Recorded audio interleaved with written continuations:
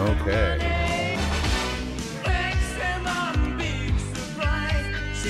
Enough. All right. I noticed going on rewatching one of my recent episodes of the stream, I always start out kind of low energy. And then I kind of ramp up. But I guess that's has a lot more to do with the fact that I haven't done a lot.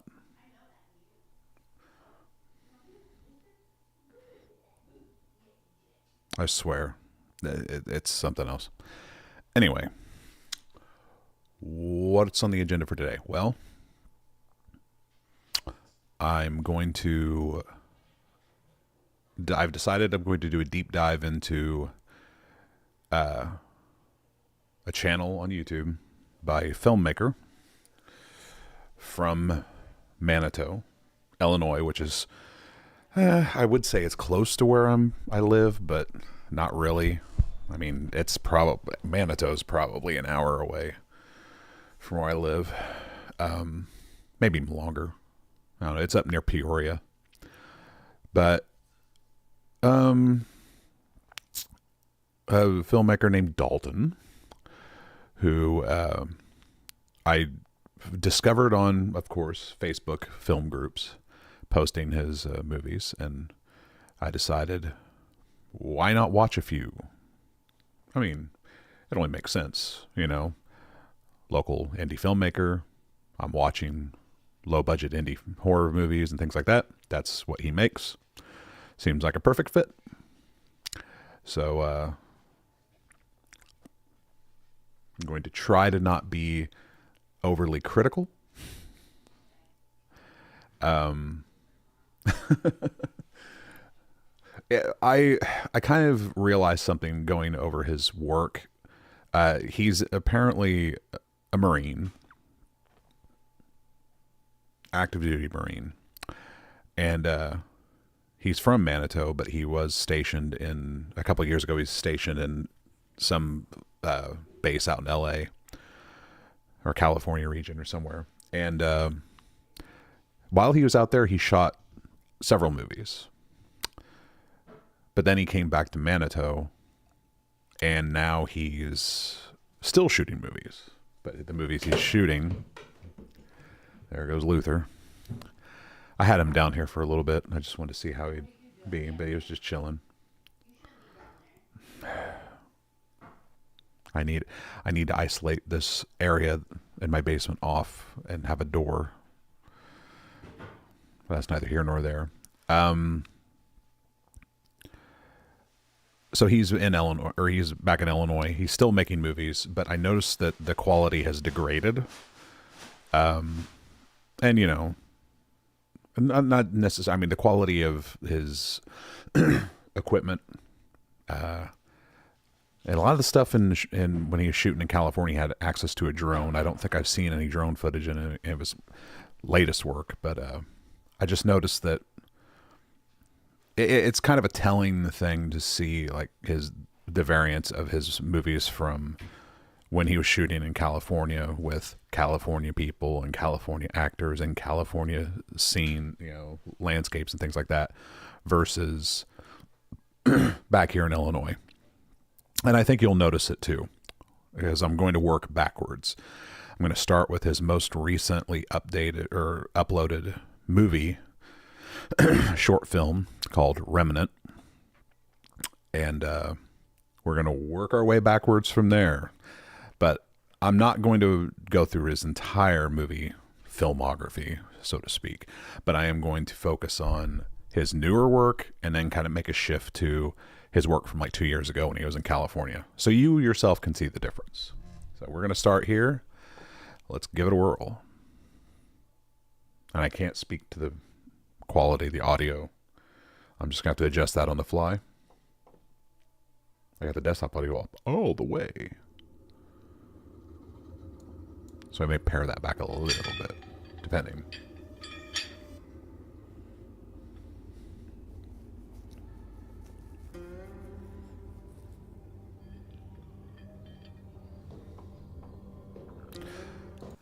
I will say this. You know, I don't have to do that. I can just do that. I will say this. I have watched this. So there's going to be a couple of these that I have watched before. The stuff from California I haven't watched, but some of his most recent stuff I have watched. So I'm going to kind of know what's coming up before it comes. So just fair warning. Hello?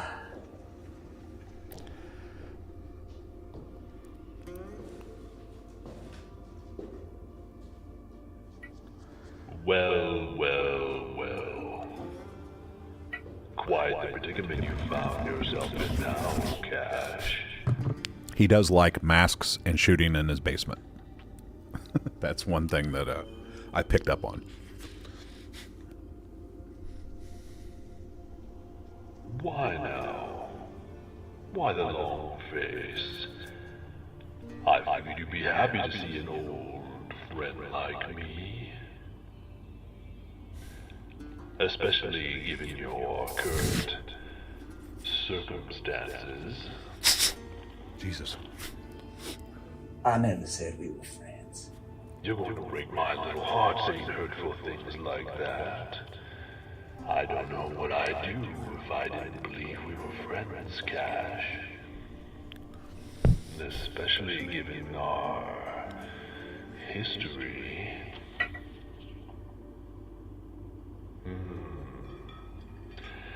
Now that is a damn tragedy. I thought, given your lengthy experience, that you were beyond getting tied up in petty business like this.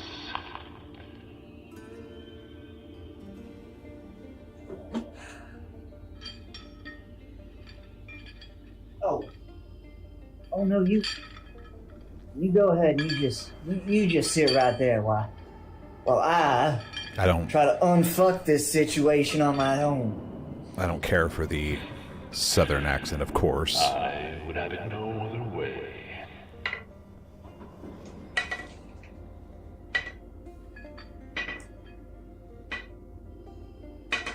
Jesus Christ. Would you stop that? What are you doing here, Cash? Well, I don't know. If I knew that, I wouldn't be chained up in a fucking basement now, would I? I mean, why are you here? At this point, in this place in your life, what does it all mean? What are you talking about? Do you know why we can communicate like this? The thing that bothers me about a lot of movies of this ilk, as you probably know, is that when pacing is deliberately drawn out to kind of lengthen things. You're not about to start lecturing me, are you? Damn it all, guys! Listen to what I am telling you and answer the question. How do you know that name? You may tell the outside that your name is Cash, and that you are a seer, but you cannot lie to me. I am the one individual that knows each and every one of your deepest, darkest secrets. So, I ask once more, why are we here? I don't know. I'm wondering if this is supposed to be a All I'm Cormac McCarthy sort of thing since they that he's going for. I don't know. released that gas. Well, I can't get rid of you. I can't shake you. And there are all these voices inside my head. It's like a gnat that...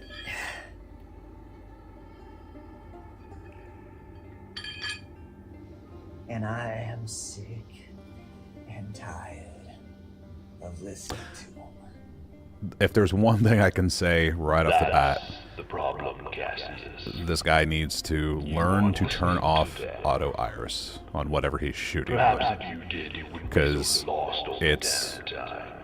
that shift in light balance is really bothersome to me. Locked up down here, like you are now. What are you trying to tell me? What I'm saying to you is that you have a gift, son. A natural ability to lead this world in a new direction entirely. And once again, we're dealing with two people in an isolated Damn room it. who are having a conversation that's just... It doesn't really carry much weight.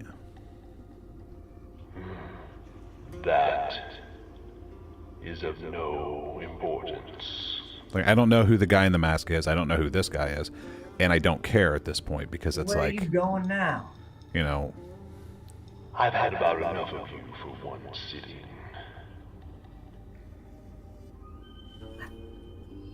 I'm going to stop it here just so I can talk and not talk over the movie. It kind of makes me think about that one movie I watched last time, Dead on Arrival, how the whole movie was literally just two people. You know, it was the dude and the guy playing the Grim Reaper. Predominantly. I mean, there was his girlfriend, then there was the devil guy, but it was predominantly those two. And it was predominantly those two in a room together, you know? Like, that was the whole movie. So, but that had so much of an impact as far as, like, their back and forth, and you had character development there that actually carried some weight with it. And whereas you're starting with a blank slate there, in both cases, you're starting with blank slates. In that instance, it kind of carried over better. You felt more for the character situation. I mean, I guess on one end, you didn't have to be explained who the Grim Reaper was. You already know who the Grim Reaper is. But that depiction of the Grim Reaper needed a little setup, you know, portraying the Grim Reaper as some, like, you know, claims adjuster was... You know, it pulls from things that you understand, and you can easily plug and play as you go along. You don't have to have long expositional dialogue to explain the situation, explain who people are. People can pick up on it easier because you know this story in the mythology of the Grim Reaper. You've probably had experience with claims adjusters and people and insurance people and things like that nature. So you can put two and two together really quick. So it's mostly you're spending all your time focusing on the protagonist. In this case, we have to be told who the protagonist is in this case, this cash guy, and we have to be hinted at, or something has to be brought up about who the guy in the mask is, or there has to be something to like let us know he's an ominous force, he's a voice in the dude's head. There's got to be something that pulls us in and gives us some sort of understanding as to why this person poses any significant threat or whatever he's supposed to, to be into the story. And I feel like it just hasn't been conveyed. And I never really did feel after watching it the first time that it conveyed it. And I walked away from it like, I don't know who this person is. And frankly, I don't care. But where he's about to leave, and then we're going to get introduced to more characters. Do us both a favor, though. Listen.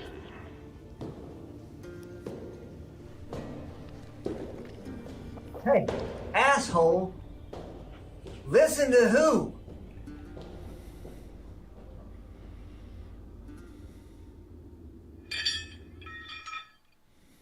And the thing about the hair, kind of, I don't know, stylistic choice, I suppose.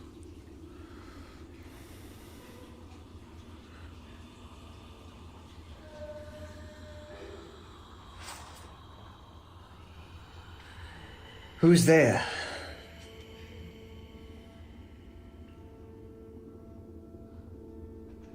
Oh. Hey there.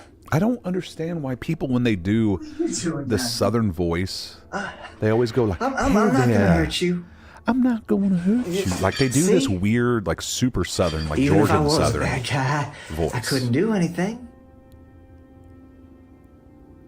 I don't know. It just seems.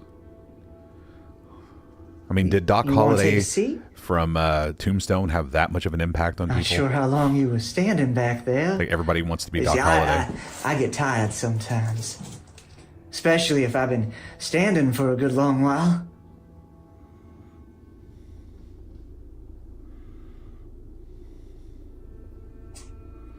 There you go. There you go. Listen, where are we?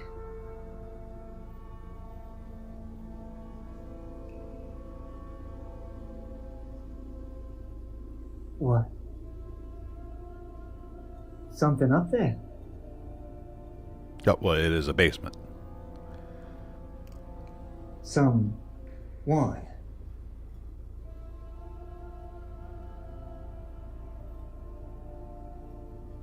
Okay. Who? My brother. Your brother? And we're not even going to be explained. You know why your brother has me why chained up in this basement? She doesn't speak to him. He does this. Takes people, takes their stuff, hurts them. You think he's gonna hurt me?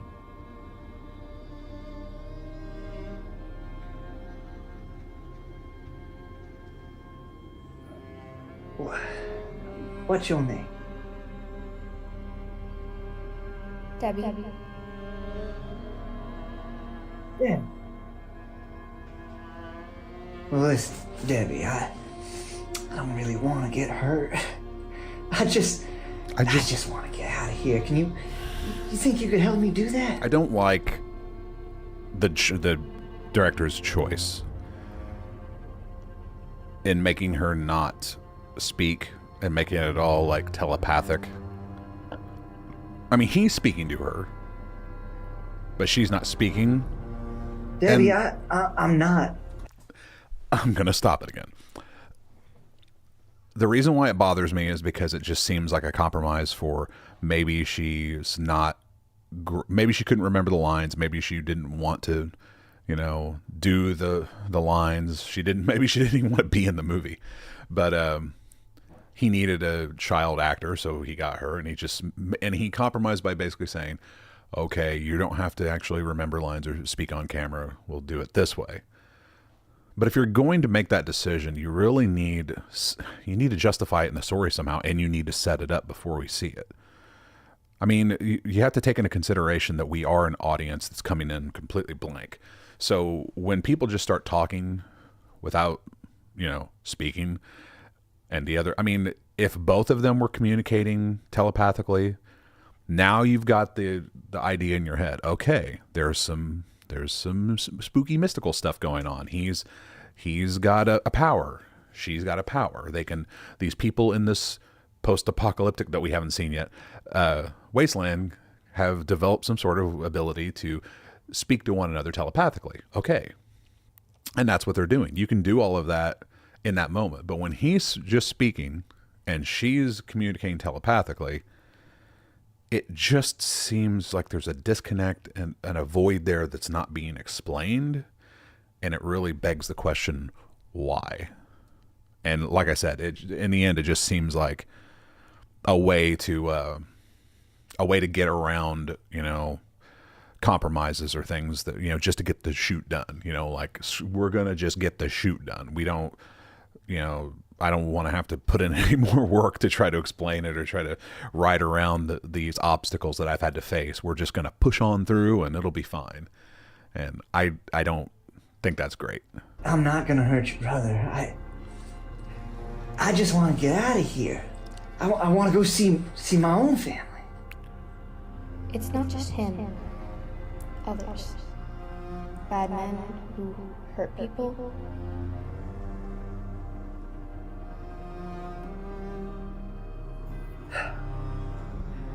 How many of them? 3, including Jay.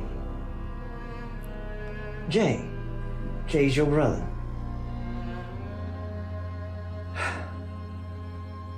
And these bad men, they make Jay do the bad things?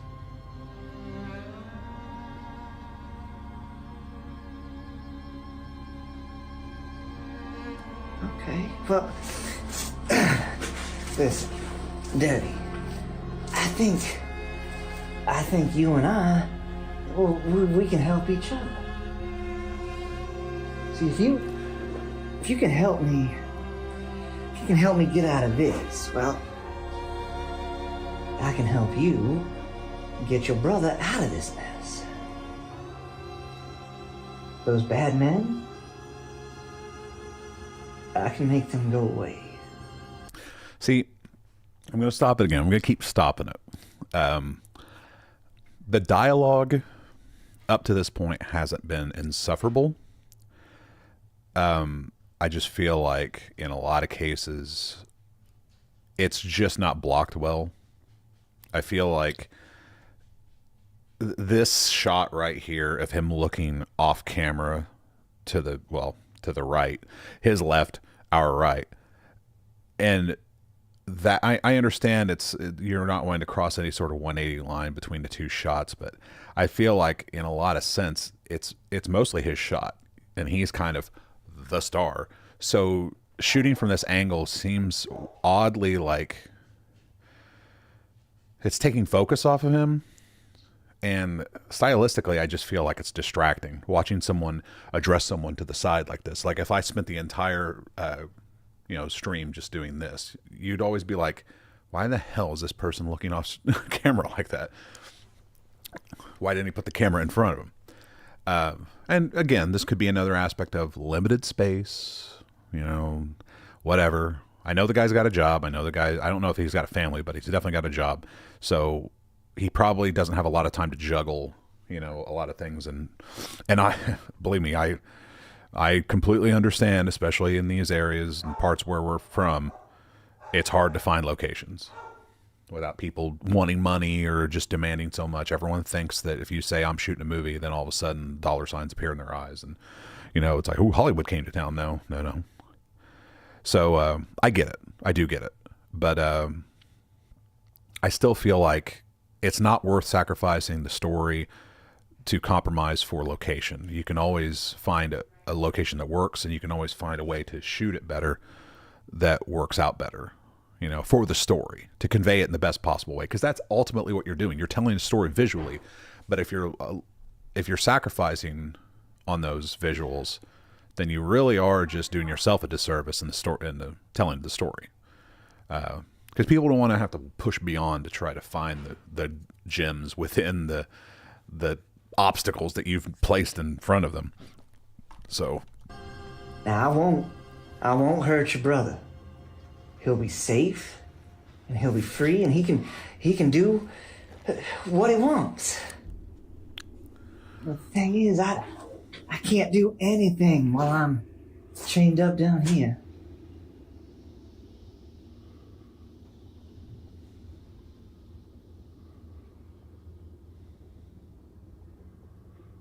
there's not enough pushback from her too.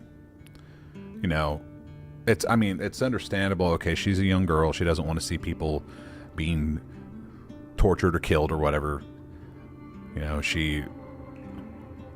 But she also probably loves her brother, you'd assume. And trusting a stranger to not murder her brother is, without a little bit of pushback, it's like we're just going straight from like A to Z, so to speak.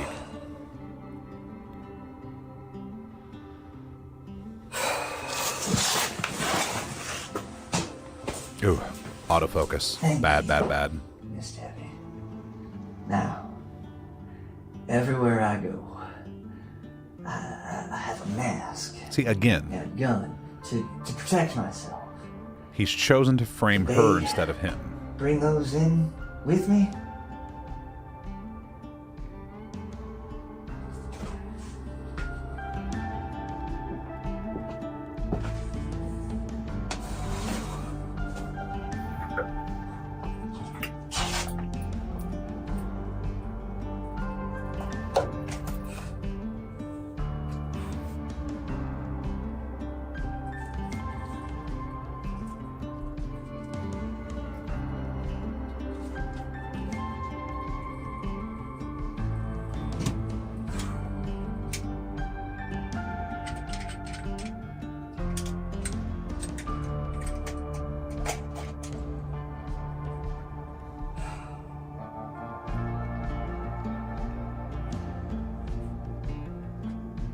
I think he also could have been a little beaten and battered. He was tied up in the base, but they were obviously going to rob him and kill him. It would only make sense for him to be a little battered, you could just say this is a concept, like a proof of concept. But I try to treat everything as though it's as close to the real thing as possible. Mister. Now, Aunt Jay and the bad man upstairs? Okay.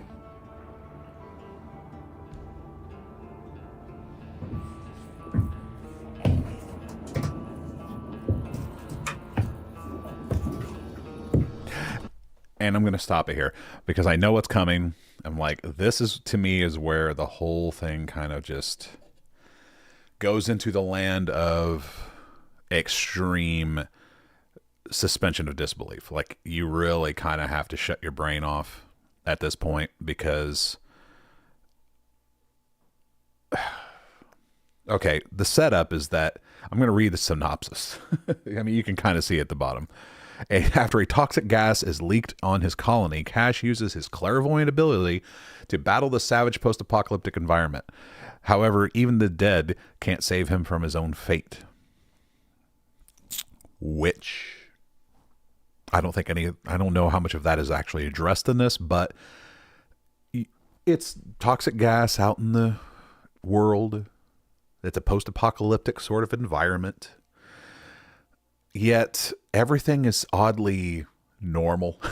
So it's like I don't know. Everything just kind of like, I don't know. You'll see.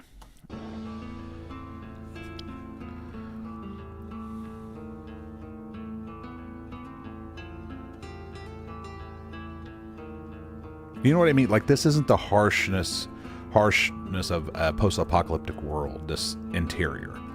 It's very much like a lived-in space in a modern era of, oh, it's actually pretty nice for the apocalypse, you know? Mark, get John about you want to in here, boy. And this is another aspect. Another part where I'm really not, I kind of lose track of, or lose interest in this project, or at least in this, is that the tonal shift. It goes from like kind of a serious build, you know, everything in the basement had this kind of eeriness and seriousness to it, and, you know, menacing overtone. It sort of gets really deflated up here, and this kooky side character really does a good job. That's like a knife in the tire of this film, and I really wish he wasn't in it, but I don't know. I'm just gonna play it. See, this is why I don't watch things in advance before I stream, What was that? Lump sum. because I want to explain it as I go. Well, I'd say we got ourselves a pretty lofty sum, if I do say so myself. Well, no shit, moron. I'm asking you for details. You have wit. Well, so we have about $500 in bills in there, along with something even fancier than that too. Take a look, boss.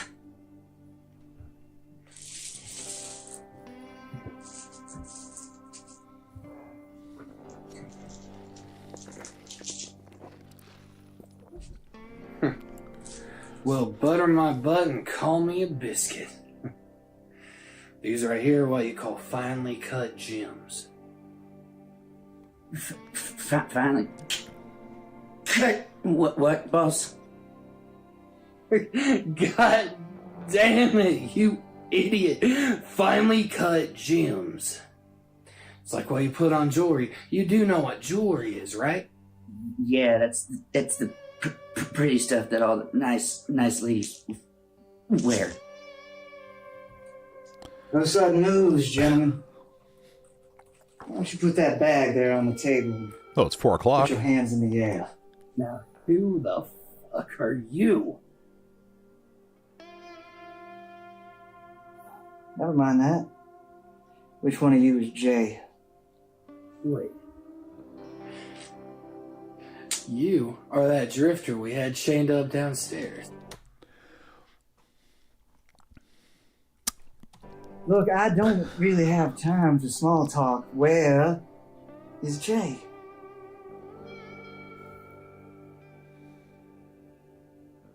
Whoa, what's going on here?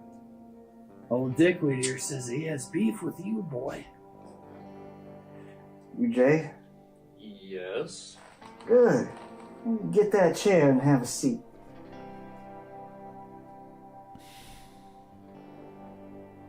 Now? Okay.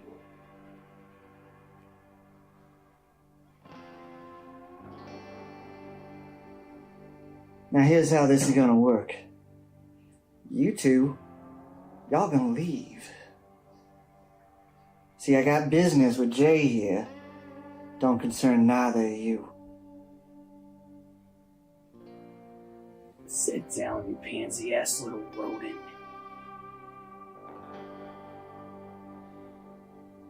See, the only issue with this here proposition of yours is, well, Marco and I were here first. We claimed this homestead for ourselves. And old Jay here was more than happy to oblige. We're adding a layer of protection from the outside. From the outside. There ain't nothing out there. Everything's dead. You ain't seen him yet, have you? Seen what? Oh, there ain't that many of them, I reckon. At least, I haven't seen many. But, they're out there. See, them's the ones that were caught outside when that gas was released into the air. They were trapped out there and changed by it. Doesn't matter. You two are leaving. You're from around here, are you? The fuck is with this guy? See, the reason I ask something like that is because I know just about all the faces in these here parts. If you was any kind of local, you know not to fuck with a scabbard pack like ours. You could have just left and continued on your way. But no. You wanted to be difficult.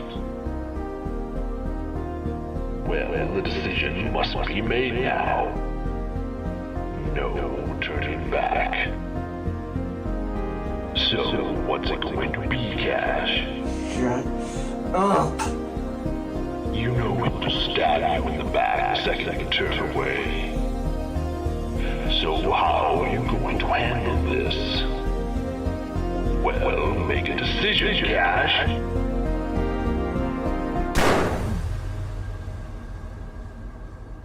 The Reavers aren't gonna let you get away with this.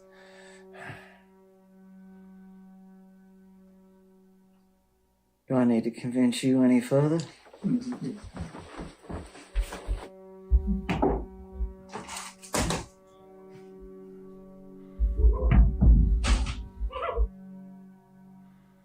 killed him.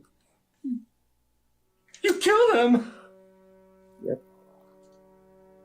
How am I gonna say it right now? I don't understand why the audio is so crappy up here. You something with a bang. Kills what you're aiming at and scares away the rest.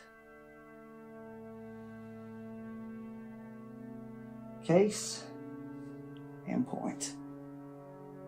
Yeah. Yeah.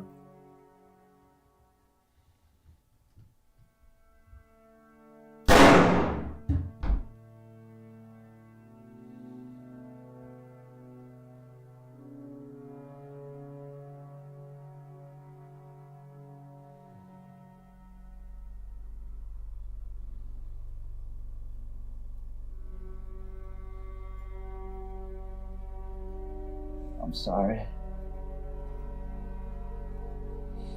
I tried.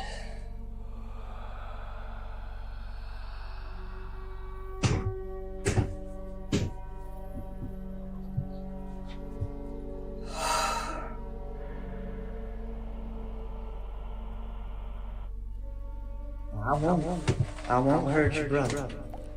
He'll be safe, and he'll be free, and he can do what he wants. Yeah, my dog.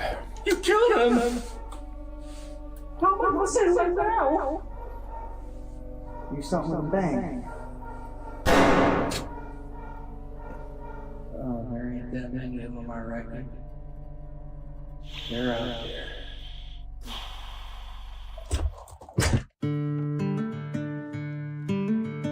Okay. My dog is fucking losing his goddamn mind.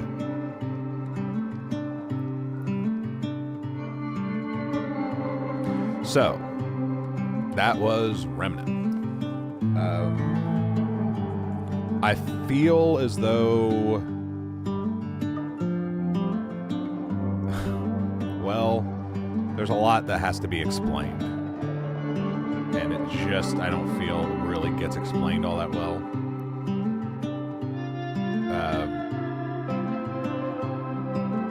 Like, why did Jay, the dead girl's brother, kill himself?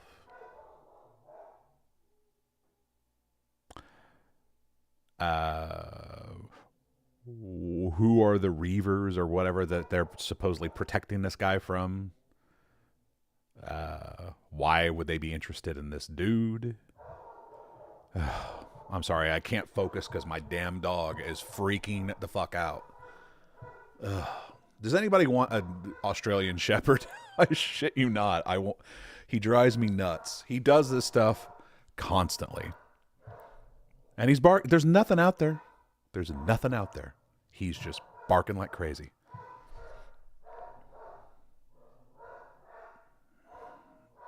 I'm going to have to hold on.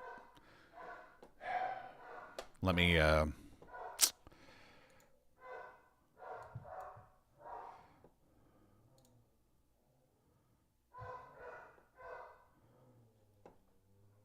fuck. Whoops. See, I'm making simple mistakes because I'm fucking so agitated by this fucking shitbox dog. 1 second. Oh, see? That's not what I wanted. Hold on a second.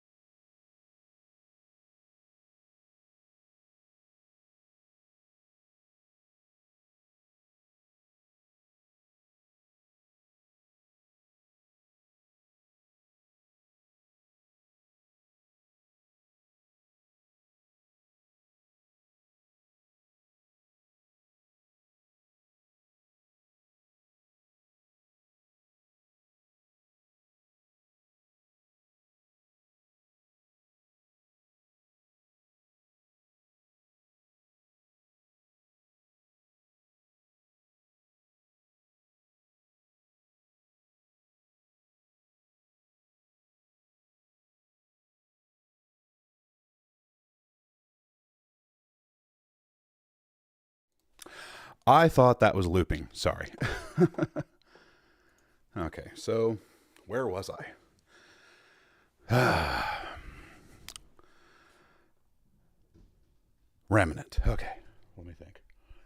I swear to God, if he goes to the back door and starts barking, I'm just going to open the door, let him run, and that'll be that. So I feel in a lot of cases that it's an idea. He worked with the best that he had, but the idea overall wasn't fully realized. That's, my take, of course. I mean, I can look past the fact that a spirit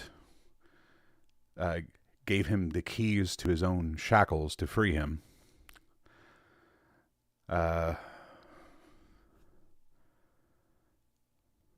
mean, you could ultimately say that maybe that's why she wasn't speaking, and he's speaking to her, but she's not speaking to him because she's a dead girl.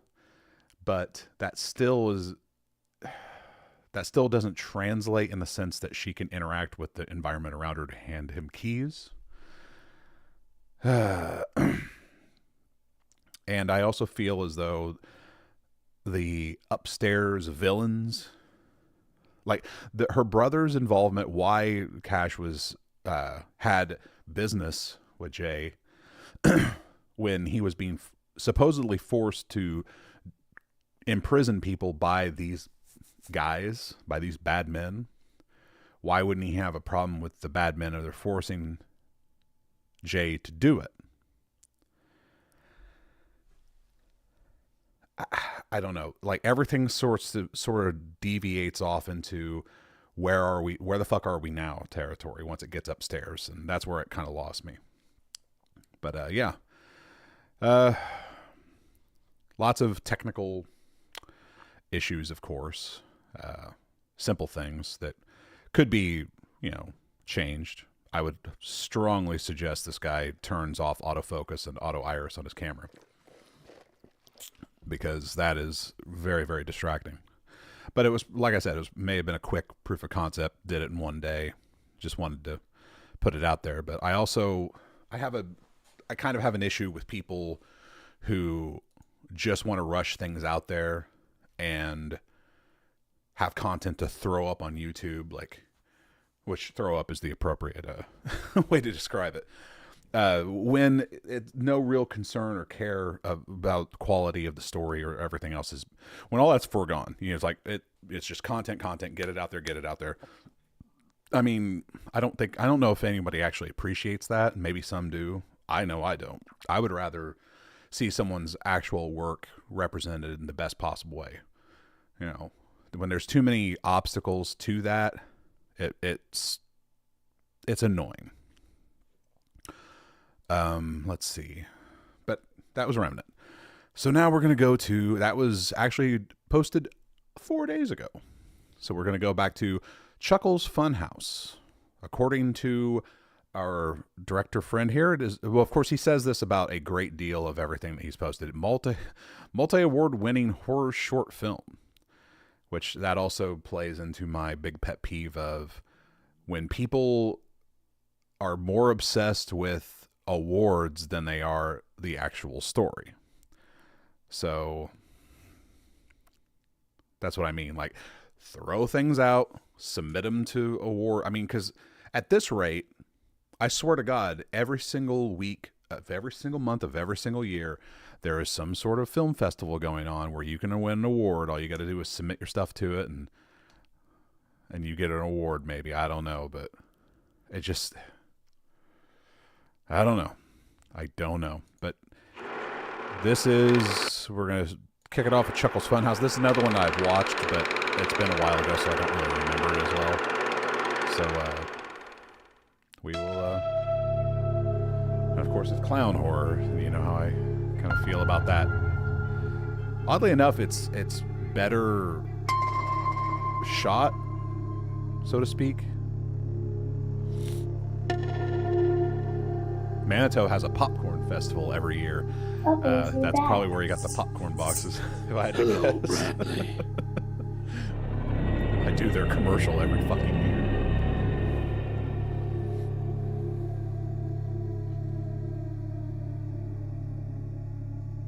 Why do you sound so sad? It gets rather lonely around here without Audio all my mix friends. is very off. They've all passed on from this place. So it's just you here? No,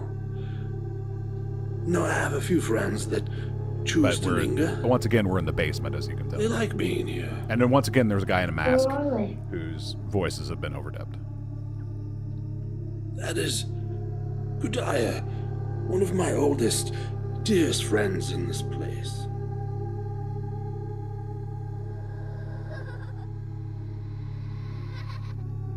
That's the doll. No, dear Bradley. It is more than a doll. Not all forms of life can be seen or explained. They are given life when you create it within yourself and within other things. So you make a deer come to life? Well, not me, no. Somebody else did, though. Remember what I said about, why don't you have the kid talk in the movie? Maybe it was this production that he did that he realized, okay, maybe directing kids isn't my strong suit, or maybe my availability of child actors. Of course, in the Midwest, you've got no child actors. You really don't. But, you want that aspect of it in your film, but I kind of know how it is. I've had to work with kids in commercials for many, many years. They do what they want. pretty much. They'll listen up to a certain point, but it's easier for me because the stuff that I have to do is only 30 seconds long. So really the scenes are so short, and it kind of gels with a child's attention span. But anything longer than that, you lose them, and then you never really get them back. So I feel for him in that sense. Before they left. Would that mean I gave life to you? In a way, I suppose. And the other thing that drives me nuts is like when you have on-set audio, like the kid's audio, his voice is so ambient. You know, his dialogue, it's picking up like equal parts of room and his voice, but the ADR is pristine clean. It's just hard to listen to. I don't give a shit about the naturalness of it or whatever, how it plays in the story or in the world that this is in. It's just for the audience sake. It's so difficult to hear. This is your dream, after all. Everything in it is a part of you. Eventually, it will belong to another. But I don't want to leave the funhouse. I know, Bradley, I know. Over time, though, dreams change form. They evolve. Eventually, The clown you'll be all philosopher. grown up. And you will pass on this place to the next dreamer. Will I get to come back? You won't only be able to come back, but eventually, a long time from now, you may be able to stay here like I have. Yes, one day, many years from now, I will get old. I will pass on like the others have.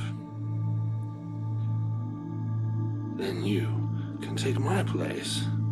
It takes patience, though. What do I have to do to be able to come back?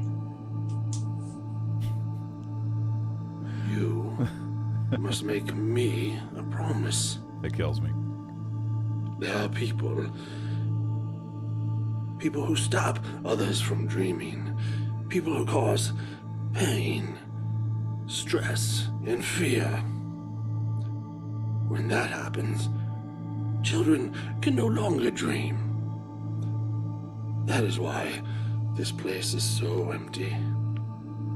So if the bad people are gone, there will be more dreamers that will come here? I'm sorry, I have to stop it. You can watch him reading his lines. There's a way to shoot this where you can get around all of that. Instead of making it a 2-shot, which this is movie number 2, short number 2 for that we've watched of this guy. He has this sort of tendency to do shot, reverse shot, shot, reverse. Well, kind of shot, reverse shot. He does these A-B shots of dialogue where if he only put a little bit more work into it, he could get both actors in the same shot. But that also makes me wonder, like, are these two in the same room together? They are, because later on you see him, like, a 2-shot of them together.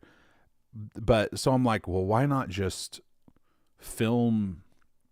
I mean, because like if you film the back of the kid's head and you're focusing mostly on him staring at the clown guy while he's talking, and then the clown guy's in a mask. So just as you've seen like all the shots of him where he's talking, you can tell sometimes you can see his mouth not moving when he's talking, and sometimes it's flapping away when he's not talking. So the ADR isn't fully synced to what's going on in the frame. So I'm like, you've got plenty of room to work around with where you can move the camera around and you can explore an idea to get a much better audience, performance for the audience. Now, granted, you got to get those front shots, I guess, because you got the sack boy character sitting behind him that has to get up. But you can do that during shots like this where he's only reacting and he's not talking, something of that nature where it plays better. and you're playing down the inability of the child to really remember the lines or deliver, a performance that's, convincing. There's ways around it. That's what I'm saying. Yes. Just remember, my boy, not every child is as special as you are. Some will never believe, never dream. Well, they're stupid. Yes. Yes, they are.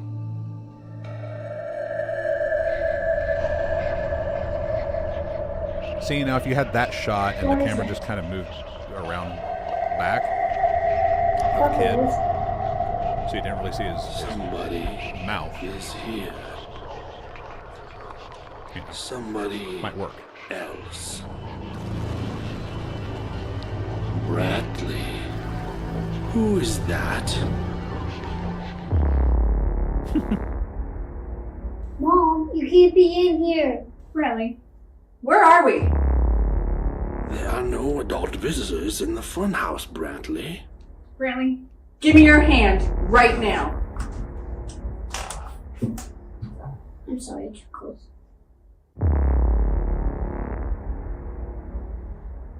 It's okay, my boy. It is only natural. Adults are not welcome in my funhouse. Brantley, how do we get out of here? I don't know, it's a dream. What do you mean it's a dream?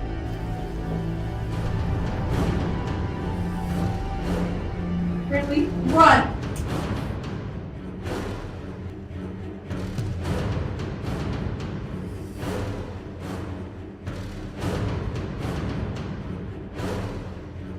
See? No! Brantley! Mom, open the door! Brantley! Feels like that shot should have come before.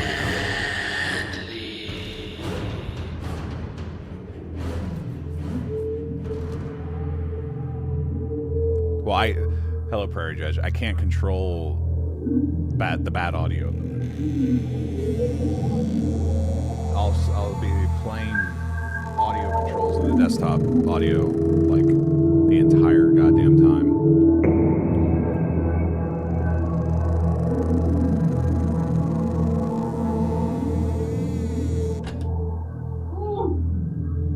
Think, Beatrice, think. There's gotta be something I can use to open this door.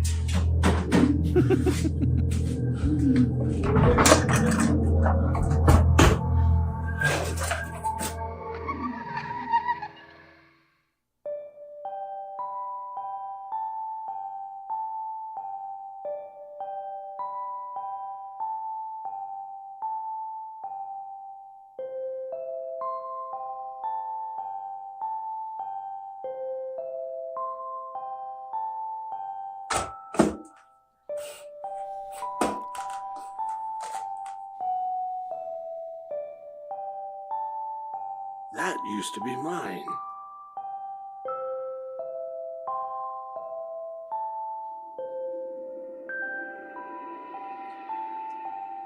A boy by the name of Billy. That's who I was.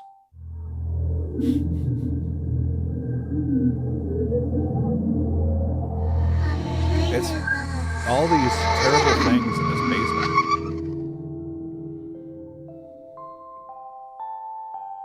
What happened? I grew up. I'm getting old, Bradley. Tired.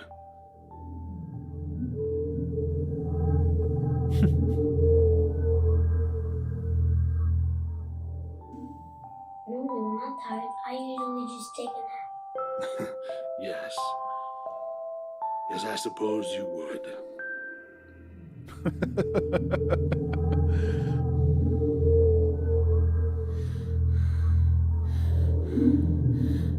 Conveniently placed crowbar.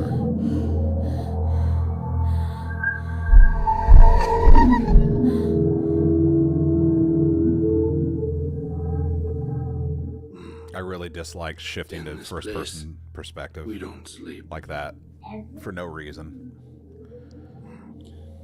You're asleep right now. And so, you are in this dream. When I fell asleep, my body never woke up. So you're stuck here? Yes, Half-Life. but it's not so bad. He's Freddy I Krueger. got to meet you. I need you. Do you understand something, Brantley? Your mother. Adults, they can never come here. Well, already broke that rule.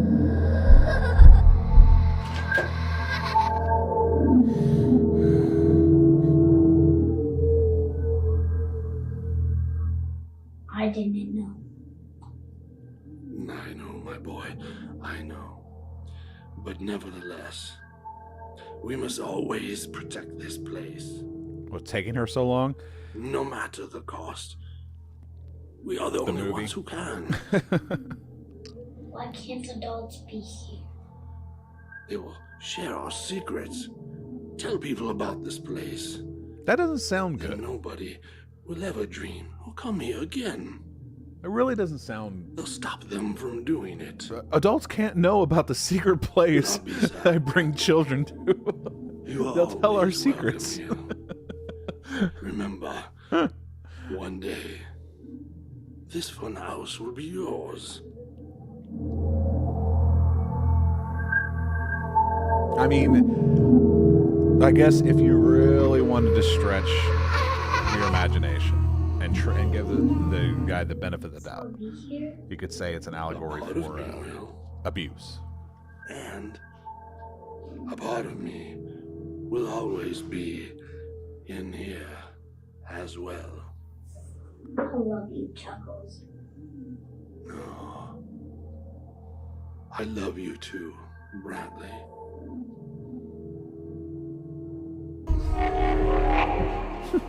Well, she's trying to saw through a door with a crowbar, so that's probably why she's having such a hell of a time.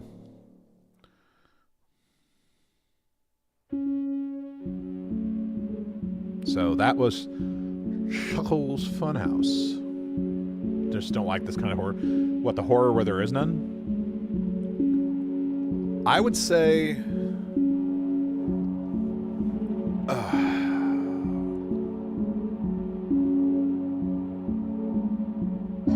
I'm trying to be gracious. I'm trying not to be overly critical. It's weird to me. She got attacked by film grain.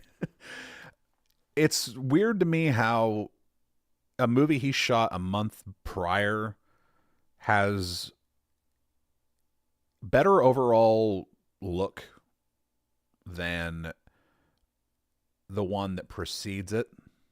Like, I don't know. It's weird. I guess I may not understand that. The only way I could possibly understand that is to invite this guy on the stream and ask him questions. But ultimately, I think that he's got the idea. He has ideas. He commits them to, he commits himself to shooting them. I just feel like in a lot of cases, he's tripping over himself to get the idea out. He's not allowing it to, he's not getting it out there into the room and allowing it to breathe. He's not looking at it objectively and saying, okay, well, how does this really play? And I understand it's all like, I'm putting too much thought. You could say I'm putting too much thought into it and to just watch it and take it. It's like, but we're all people who watch things like this. They have a sense where it's just like little things can take you right out of it. Well, you're trying to have an experience, and I've had experiences watching things on this stream where I just abandon all sensibilities of like all my all my criticisms. Yeah. I forego all of my cynicism and just get caught up in the story, like I did with Uncle Billy. You know, that was a prime example where, like, I don't give a fuck what anything looks like, how the actors are, you know, like what the setup is, what's going on, blah blah blah. I don't care. I'm so invested in the story now and these characters that I just want to see where it's going, you know. And I don't feel like either of these two projects that he's released have done that. I think it's like everything's always kept at like arm's length because you try to allow yourself to get into the story, but it's just like there's too many questions that keep popping up that don't have answers, and he's not doing a good job of explaining anything. Like the world of the funhouse, like he sets out like, oh, adults can't be in the funhouse, or, you know, here, why? Then it starts to sound creepy and pedophilic when he's explaining it instead of like horror creepy.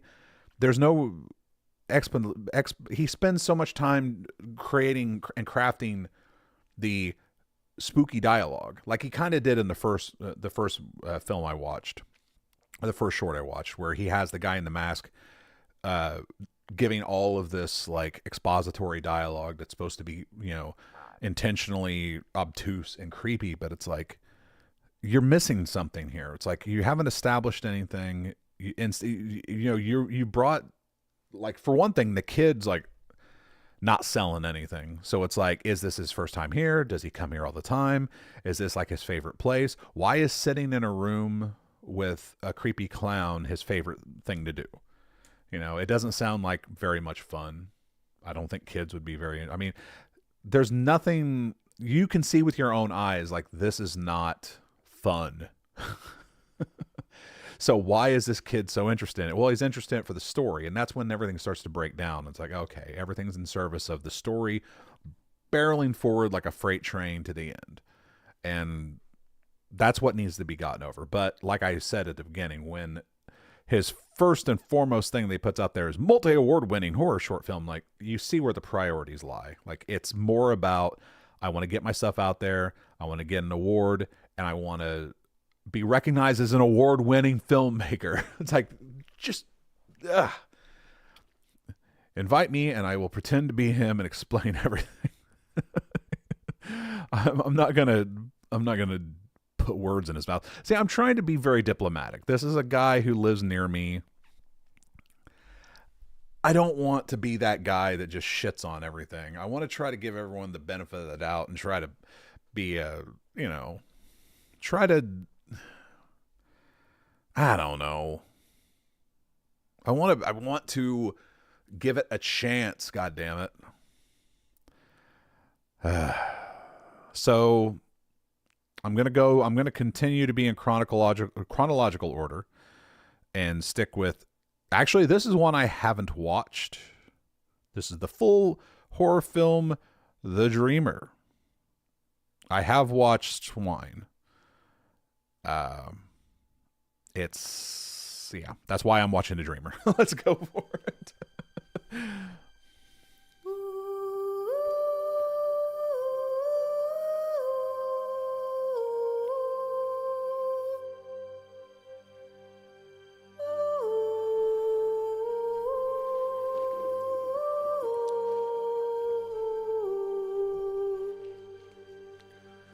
My cup is sweating.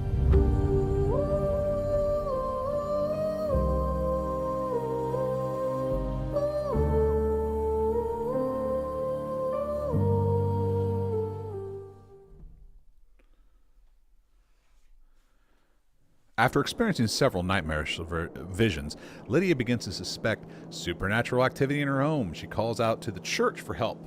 However, only solid evidence of the supernatural will permit them to provide assistance. That is the synopsis. Remember, if at any point you feel as though you are losing control, speak up, and I will end it. Ow. Are you ready? This better have an evil client. No. Here, take this. It will keep you safe. Grip it tightly. It's Christmas in the house, though. Yeah, well, I understand. Okay. You think you don't like horror. It's okay to... I mean, horror is one thing, but I'm focusing on low budget, like very low budget indie horror. And there is sort of like a running sort of deal in all of this. And it's that it's really mostly not great. It's usually rushed out. It's either a camera test or it's just content that's been rushed out for any reason for the director to try to get. It's almost like they're printing their own business cards to give out to people, like, hey, check this out, check this out, check this out.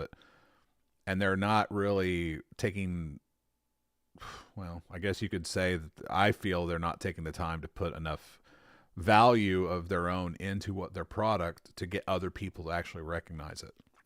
It's too often to just shit out something and say, all right, well, here it is, and I'm this now. Like, but I've been around people like that my entire life in bands. Like people who wrote a song and then said, hey, I'm a musician now, I wrote a song. It's like, no, you're just some person who picked up an instrument, chugged out a few fucking chords, and wrote some lyrics. Like, a song by textbook definition you have made, yes. A song anyone wants to listen to? No. I guess indie horror tends to break out easier. Oh yeah, well, anybody can do it. I mean, it's just fucking turn your cell phone camera on yourself and run around and pretend to be scared, and you have a horror movie, essentially. That's what 90% of them are anyway. Now, I just want to find ones that actually try to have a story and try to pull you into the story. I see darkness. That's not darkness.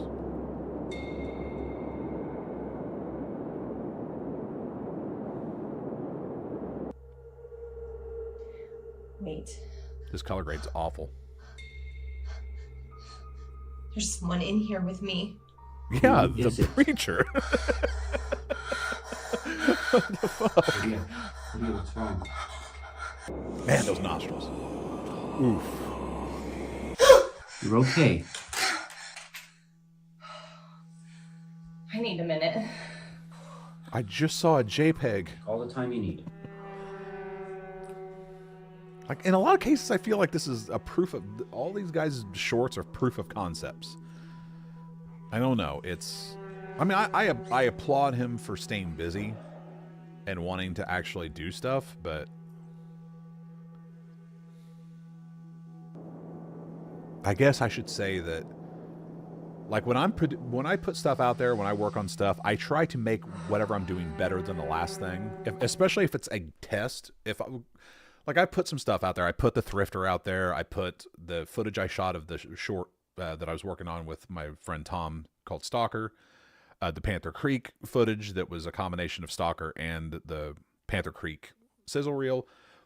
I put that out there because I'm literally doing different things with it. I'm doing different edits, doing grades, playing around with audio, doing different things.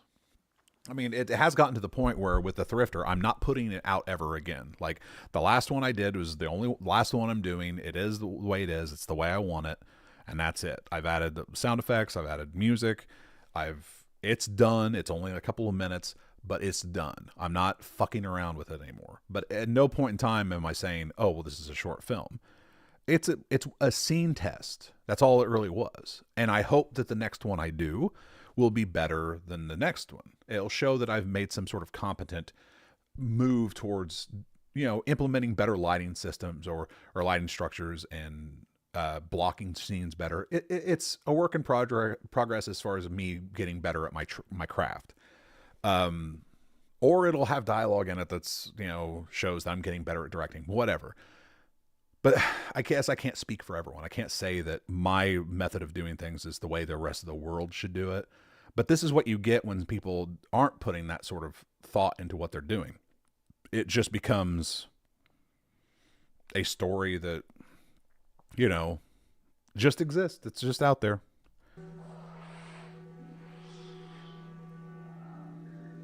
I'm sorry. I understand that this is difficult, Lydia.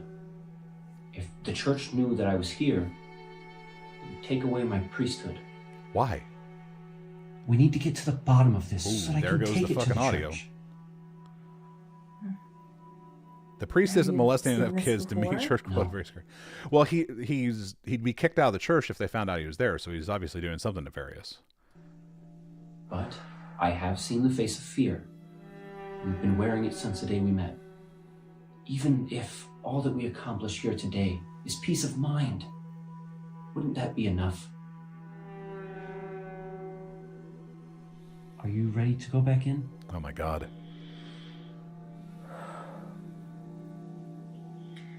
I am. Good. Go back into what? Dream?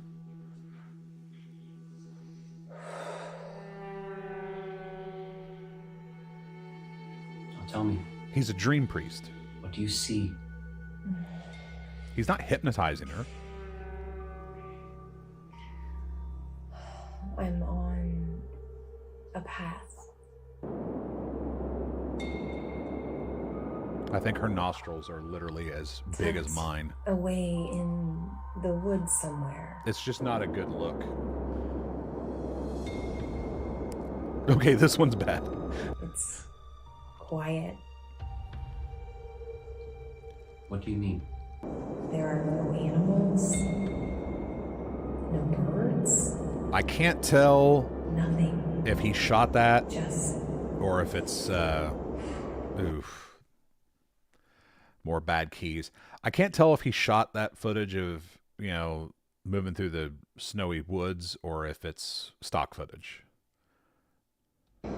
silence. Oh, that key. What's wrong, Lydia? There's something about her face is distracting you. It's probably her giant nostrils. Who are you?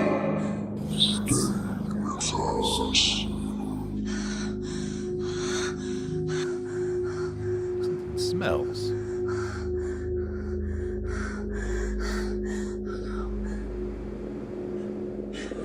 Not just the nostrils. He's wearing like Castlevania priest getup. Like that's not even like what a priest would wear.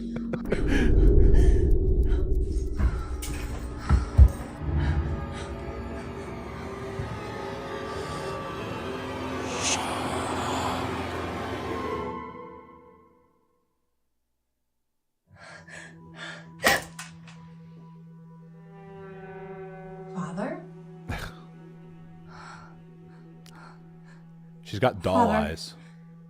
You're starting to scare me. Like Cabbage Patch doll eyes. Don't be scared, darling. We're here to help. Oh, don't do that with the grade. It looks terrible. Wait, was that the whole fucking thing? Yeah, we're not even halfway through.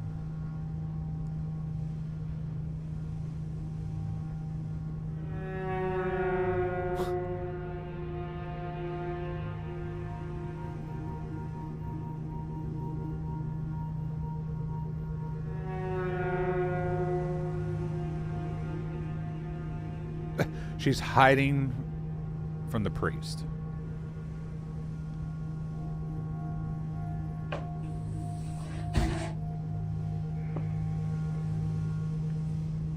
Come now, Lydia.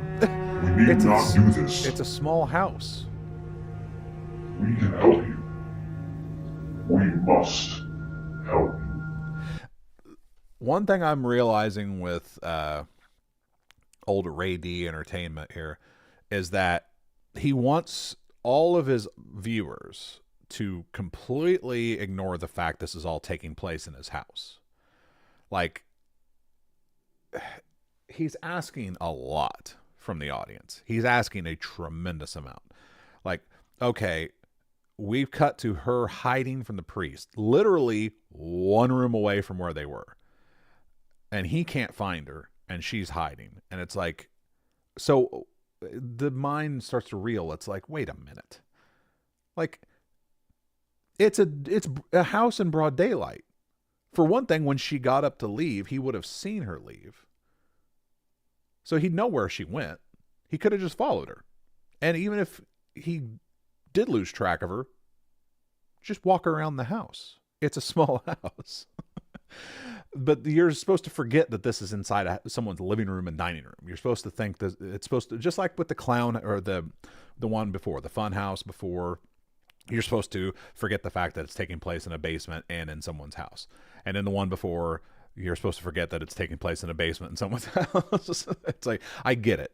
He's shooting scenes and he's just saying, put on your pretend goggles and let's just overlook the fact that this is all taking place in my living room and basement. And it's so, that's what I mean. Like, it's not films, it's proof of concepts. So it's like, I don't know. He trips into a nostril restoration. God damn it, Prairie Judge. Hello, modern Sisyphus. Everything cool is ruined by nerds. Well, thanks. For one thing, I don't think I'm being too nerdy. Two, do you think this is cool?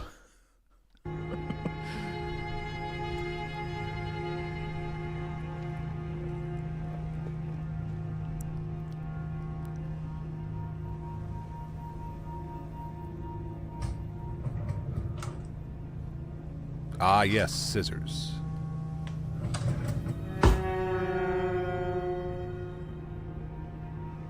Just one more room, buddy. And then you've got her.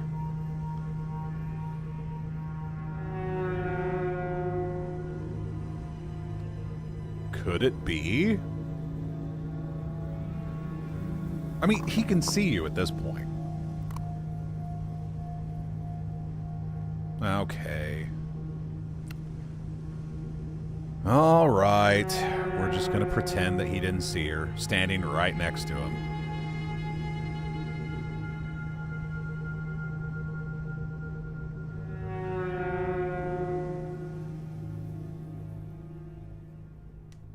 This is the last one of his most recent shorts that I'm going to watch because I kind of want to I want to jump to the California stuff. I mean, because I've been fairly critical of his work in his home. Are you? But I think it's only fair I show what he was doing in California. We are the part of you that you wish you could bury. The part that takes you back. He's doing that in post. No. Yes. All those years of being lost. The drugs. The self-abuse. You didn't really think you could just bury it deep down, did you? Even your own children have abandoned you. Yeah, he's not doing that practically. He's doing that in post. You are, Lydia. But you cannot hide it from us. In your dreams, you cry out for us, begging for an end to it all. You finally answered. End it.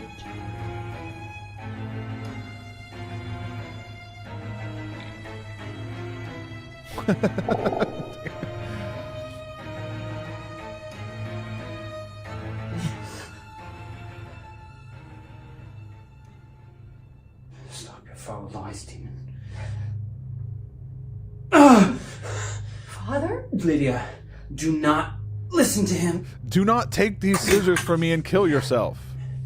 He needs your soul. But I want to kill myself now. You cannot give it to him.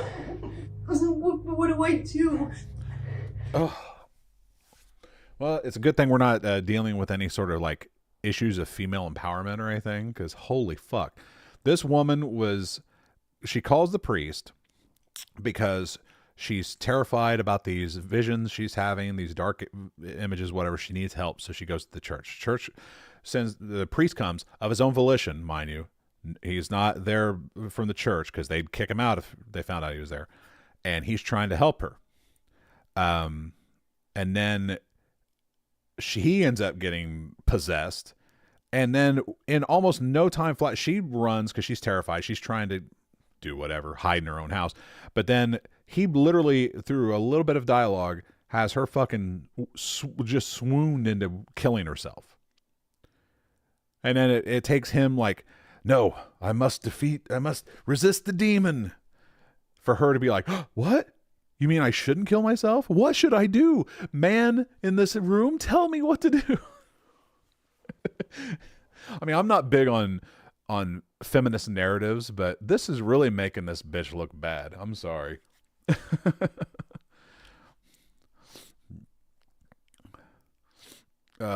She should call the demon's manager.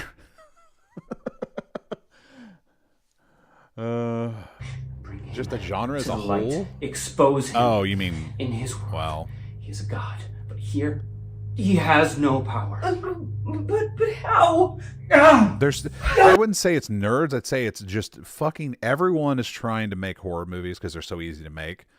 The whole genre is being saturated to death with just spooky sound effects, spooky background music, people acting terrified on camera, and because it's all good fun and it's all whatever. It's like, yeah, just like 99% of musicians and bands are rock bands because it's the easiest thing to start out playing. Oh, now she's possessed. I don't think he shot that.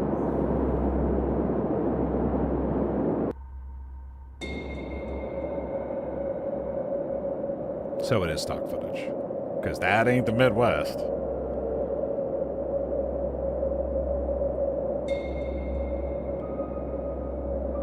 That's fucking Wyoming, isn't it? Where is he? Your priest cannot be saved. Let him go! Silence!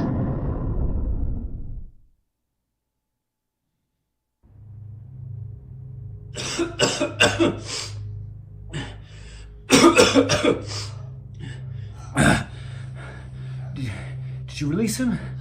I think so.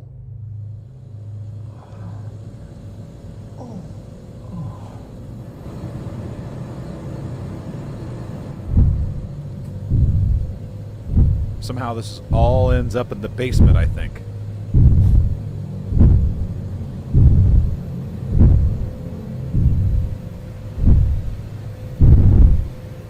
What are you doing? I tried that already.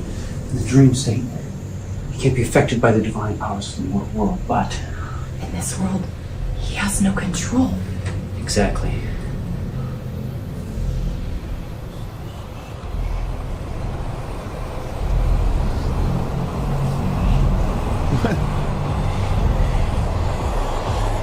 I think that's just a darker shot of the scene from before.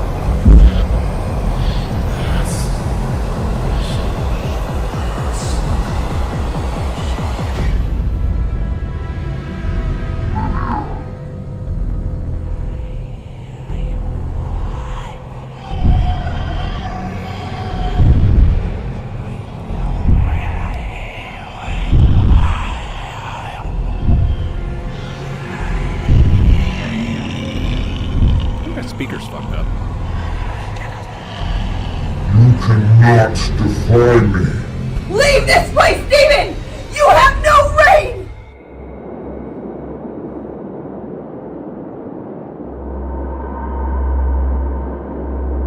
Oh, those are just bad No matter guys. what has transpired here today, I will always be with you. No prayer can save you from your own transgressions, Lydia. Get the fuck out of my head! It's just...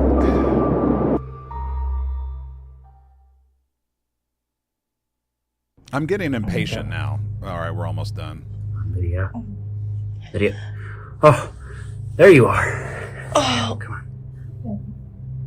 We keep falling in and out of consciousness. It's crazy.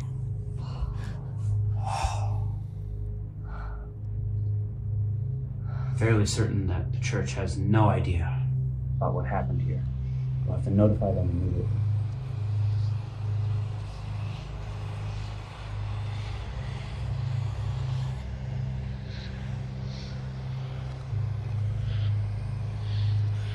However, have to get a statement from yourself and from me about what had happened here today.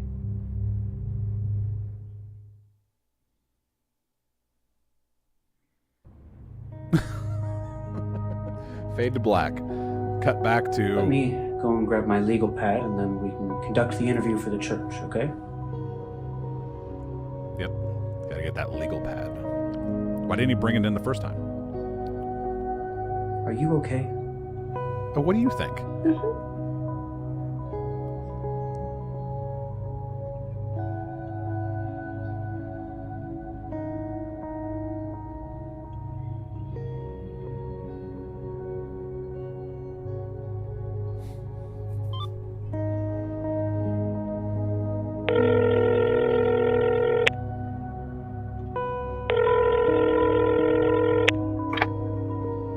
Mom? Hey, Maddie.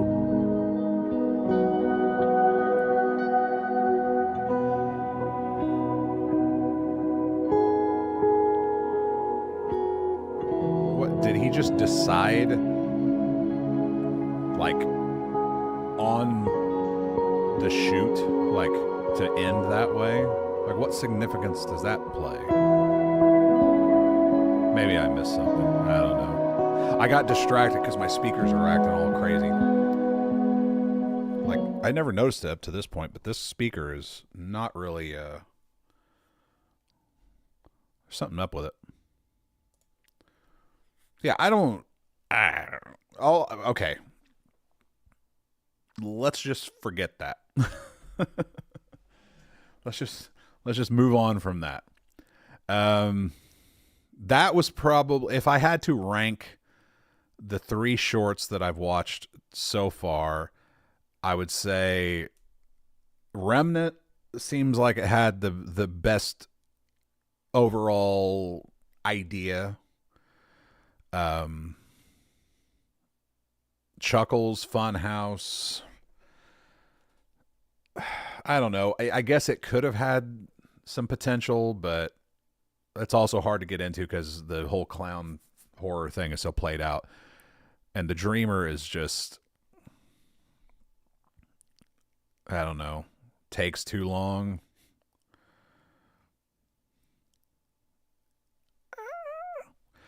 But, yeah.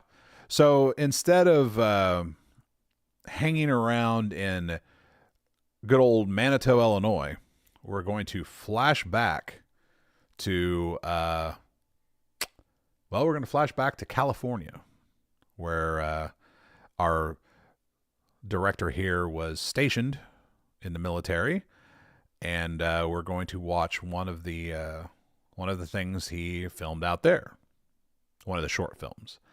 I don't know which one. I haven't really watched any of them, so how about we just go with the new... Yeah, I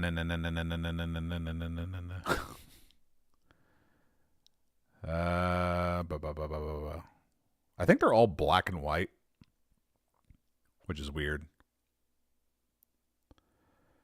Let's go with Mr. Nobody. Whoop. This is 2 years ago. Let me start. Part 1 of 4 in the Antler Man storyline. Residents living in a downtown Los Angeles apartment complex experience several very strange occurrences. What at first seems to be a simple security breach from a lowly hacker turns into a paranormal phenomenon, a phenomenon being orchestrated by a sinister presence with the ability to enslave the souls of the dead and use them for its own agenda. From writer and director Dalton Ray Richardson comes a story of sacrifice, loss, hope, and redemption. Now, this was all done by him, just like all the other movies. So,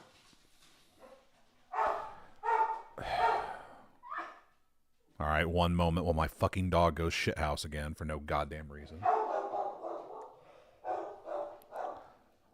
I'm going to lock him in the bathroom, is what I'm going to end up doing. All right, we're going to move forward. And there is a distinct difference in quality from what I previewed of this. I haven't watched the whole thing, but it's weird that he did this 2 years ago, but there's almost 3 years ago at this point, but it's got a distinct difference in quality. And now I'm starting to wonder, because it's got drone footage in it. This may just be stock footage he pulled. Because I don't know why he would have a drone in California and not bring the drone with him to back home. Maybe he only had access to the drone there. I don't know. Maybe he knew someone with a drone.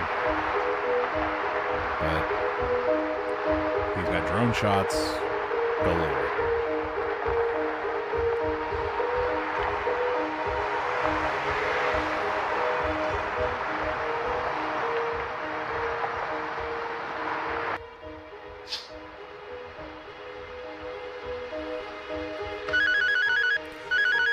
Also, this is one of those things that I've noticed on his earlier work, and it kind of picks. There's this effect that he does, this staticky effect in this short that I don't understand it. I guess it's like his style. I don't know, but it's sort of distracting, but it's kind of all through it. I mean, there's not really anything else that can be said. I also had multi-award-winning shorts, but they went to pick up a Buffalo Nickel. Hello? Yeah, hey Jeff. Let me give you a call when I get upstairs. Oh, and the audio is atrocious. The video, the quality of the shots is better. The locations are better. I mean, obviously, it's not just one house, but the audio is just god awful.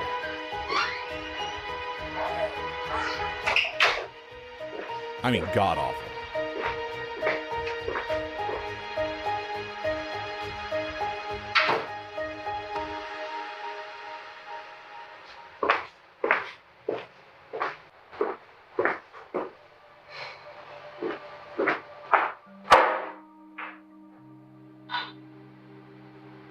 See? Looks better. There's some movement through the scene.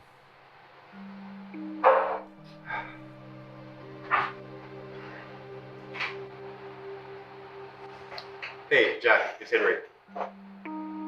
Yes, I understand that. What I'm trying to say is that they do not care how much this will cost. Oh my god. Our audio has just went. Listen to me. Forget about the budget. Let me worry about funding this operation. Your job is to oversee the site and notify me if and when you find something. That's the other thing. He's shooting in LA, so he's got access to actual legitimate actors. Who knows what else is down there? Whereas in the middle of nowhere, you get what you get.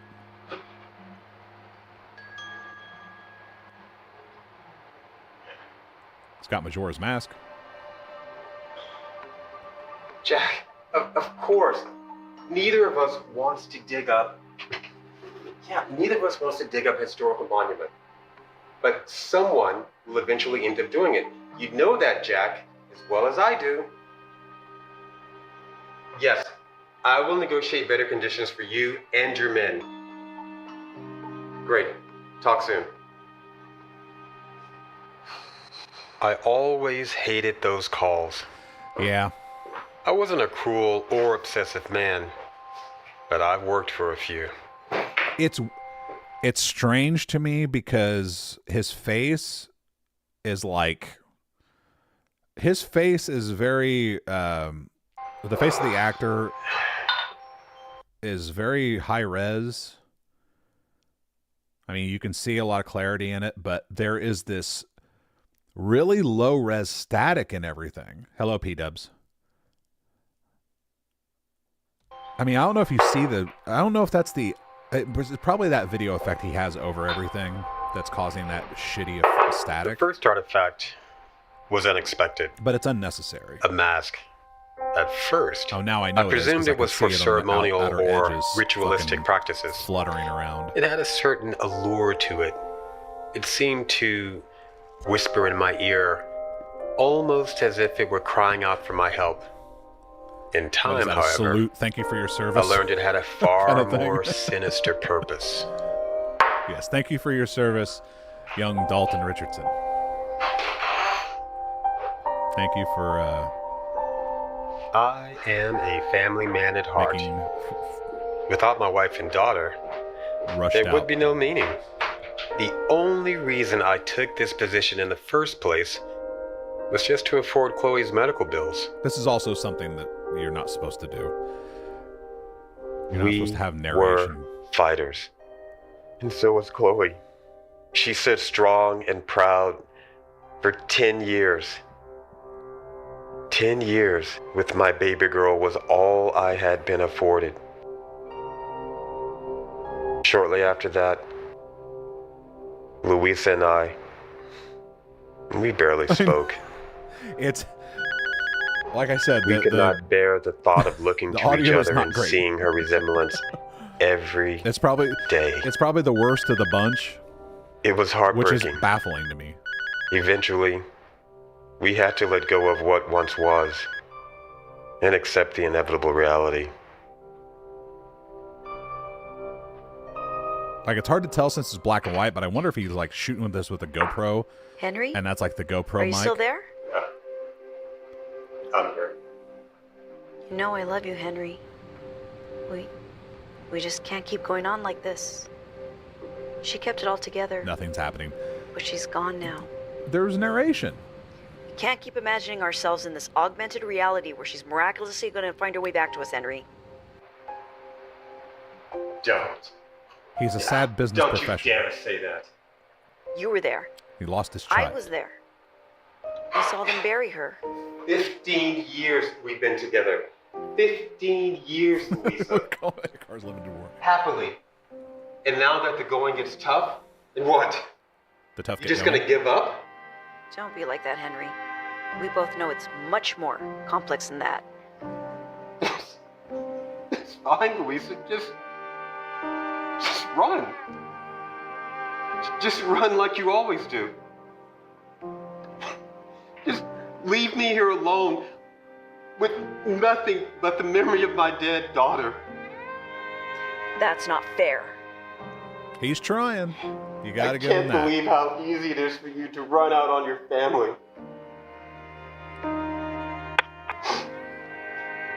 It's a weird sort of power dynamic role reversal thing. Like, he's the whiny bitch, and she's like, just get over it, you pussy. He's like, no, I can't. Of course, from what my friends who worked and lived out in California tell me, that's pretty much the state of affairs out in LA. So, I guess it's a normal reaction.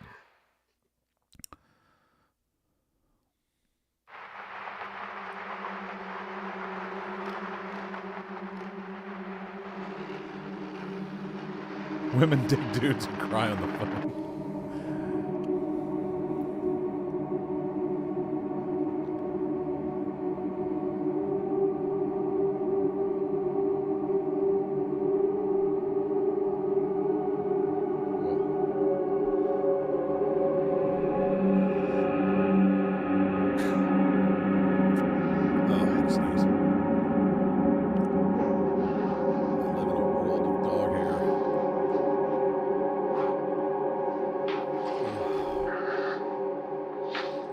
Something behind the couch? Was that the Antler Man?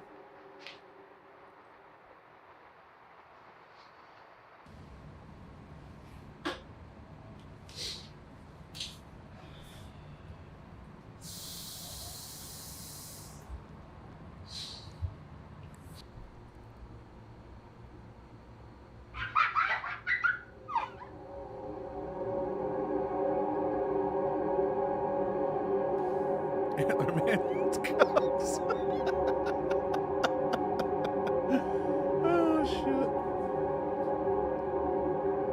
Drop the glass, I dare you.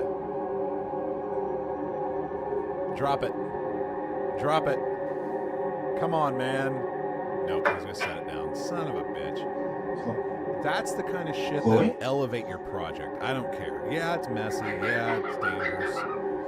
But that's the kind of shit that elevates your project. Because, Chloe, hey, come out now. Daddy's you here. had to destroy glass for scene. You had to get water on your floor. I mean, it's a little ask, but it still elevates the creepiness. That's not an antler man. That's a guy in a ski mask. You have a home invader, sir. And if you lived in any other state, you'd know what to do. Seriously. A sea of dog hair. Damn. Shooting day for night? Where's that light coming from? No, it must have been the display.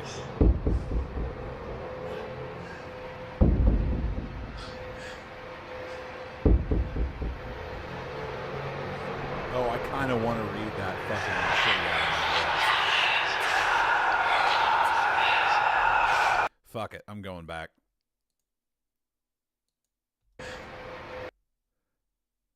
Women love power. Words tend to be inadequate. You're a victim of the rules you live by. You're... what? Guileless? In your dreams? You're responsible for... committing... I'm trying to get to where it's not blurry. The meaning of things. You are the past, present, and future. What the fuck is that? I feel like that was made specifically for this movie. Because this is just nonsense.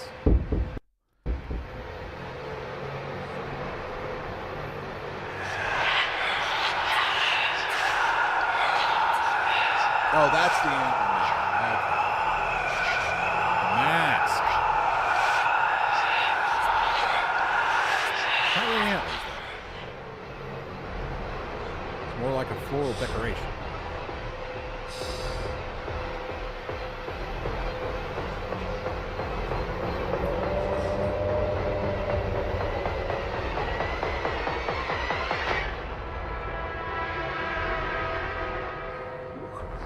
What the hell are you? I don't know if it was a Coke poster though. It didn't seem like that sort. It almost seemed like, I don't know, oddly. What the fuck? Hey, bro, your light's in the fucking shot. You just gonna let that shit fly? I can see the reflection of my daughter back. Can you bring her back?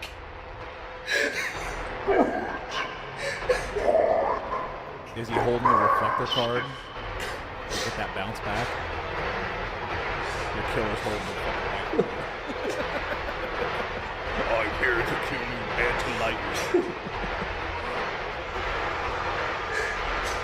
That was some jackass is flicking the light switch off screen.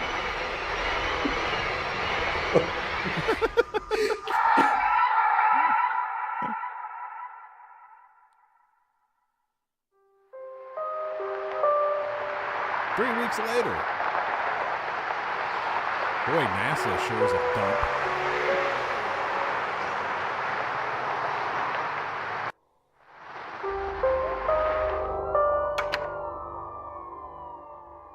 Is this his landlord? I bet it's his landlord. Guy looks like a landlord. Hey, you're late on rent. Right. I apologize. As soon as I Doesn't matter. Just don't do it again. Okay. Or maybe not.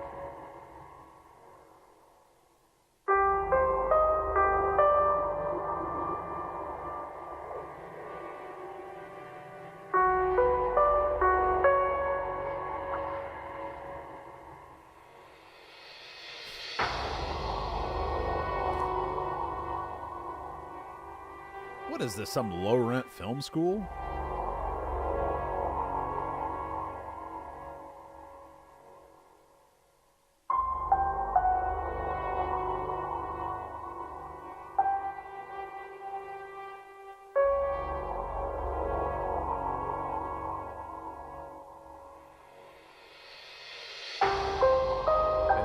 The rest, the remaining 12 minutes of this movie is a man typing out the script for the movie.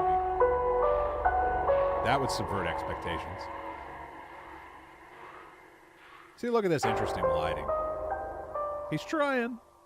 There are attempts at something going on. You know what I mean? The quality of the camera, the lighting, you know. Someone's putting in work. A little bit of work. Yeah. Word documents don't type by themselves. I know. That's the spooky aspect of it. And this guy's response to this is like pretty cool, right? Yeah, he couldn't even afford Microsoft Word.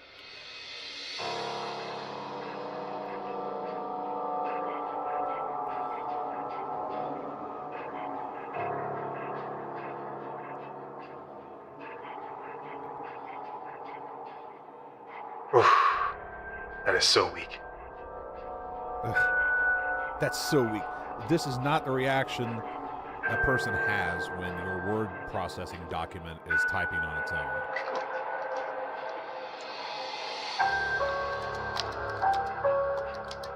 You're communicating with your Word document.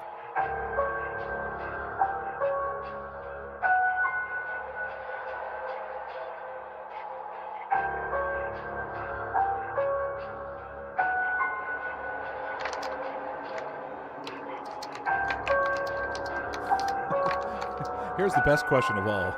Why the fuck is the font size so high? Becky, I mean, that's a large font size. Very I'm typing an all heading. Criminal. Camera must see what I'm like. You can offense. You can zoom that shit in. Invasion of privacy.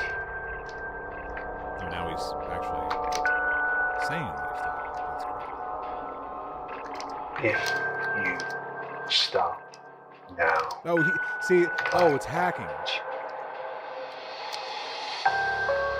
Press. You can't hack a word process. Wait a minute. You can't hack a word processor to type things out on someone's keyboard. Yep, that's what I thought. I mean, you could remote desktop into someone's computer, but you would know if somebody's remote desktoping into your computer. I'm writing a screenplay and open office suite, please send help. Yeah. Well, you know, it is LA. They're struggling. Not everybody can afford Final Draft. This shit again? My tone is about to be the least of your problems.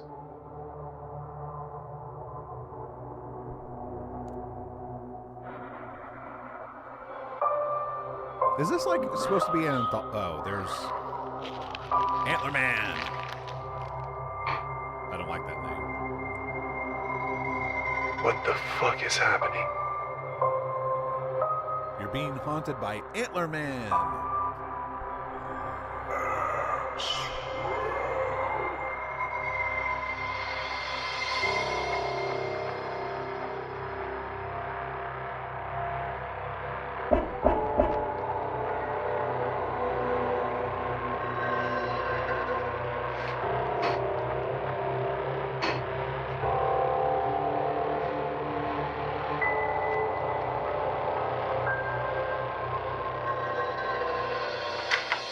Do you think he attended film school in LA and that's what all of this is? It's like, it's just student films that he was making while he was out there. He was in the military and he's, you know, stationed out there and he's doing the military stuff, but on his off time, he was also, because I know a lot of people say, well, oh, I was in this and, well, no, he says he was a Marine. I mean, there's no National Guard for the Marines. So I don't know. How does an active military guy, that's one of the questions I've always had. How does someone in the active military have time to do this, to film movies? Maybe I don't know enough about the military. Obviously. I just assumed he fucking just did military shit all all day long. And stayed on the base. I mean, I know that you're not a prisoner, you can go out in the world, but... Oh, dude, you scared the hell out of me.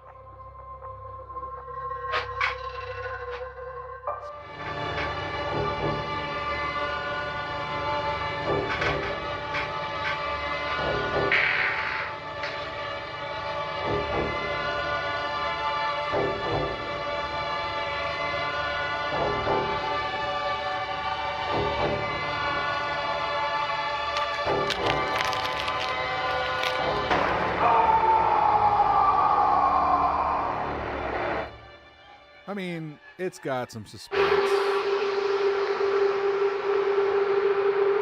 The lighting's moody.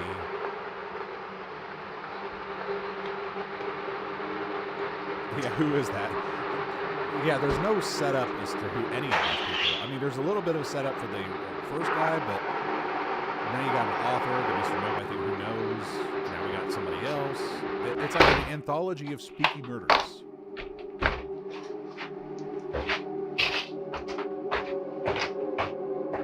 In that way, it kind of feels like the movie I watched last week, the Down for Flesh or whatever the hell that movie was called, or Taste of Flesh. Where it's just like you're just watching people get killed. You're introduced to them and then they die. You're introduced to them and then they die. Except for in that one, it's like you're mostly following the killer. This, it's like, yeah, introduction, death, introduction, death, introduction, death. Well, you assume it's death. The first guy, I think, became Antler Man, and then those film students had to die. Hello? Hello, is anybody here? See, this is some low-rent film studio, or film school. I guarantee it. Real low rent. Is the old imagine stairwell for decoration. But look at the fucking shitty shelving, the acoustic tiles that were like falling off the walls. Like, I don't know. Maybe this is like, maybe this is what production studios are, like porn outfits. No, they'd have more money.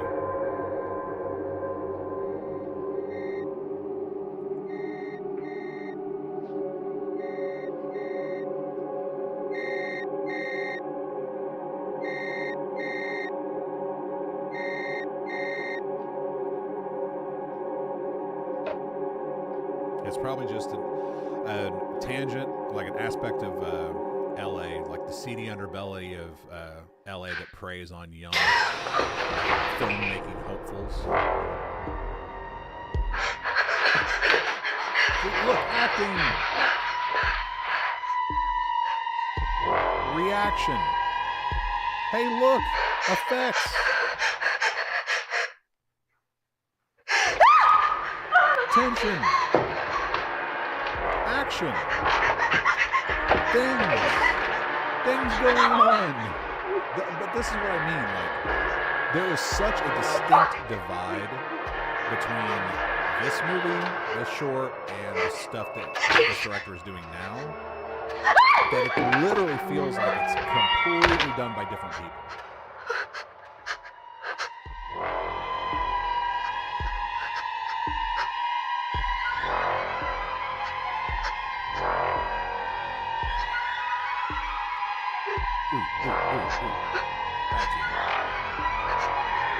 That was film lens on the DSLR type of thing.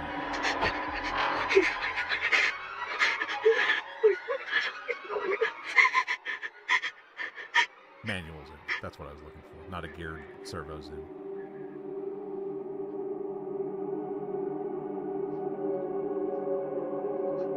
But I can't fault the fact that outside of that flicker on the fucking right-hand side of the screen that's driving me nuts,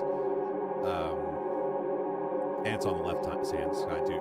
You know, word of advice: if you're going to throw a filter like that on your footage, zoom it in, like zoom it out, like make it larger so that flicker goes off the edge and you don't see it, because otherwise it's just really fucking annoying.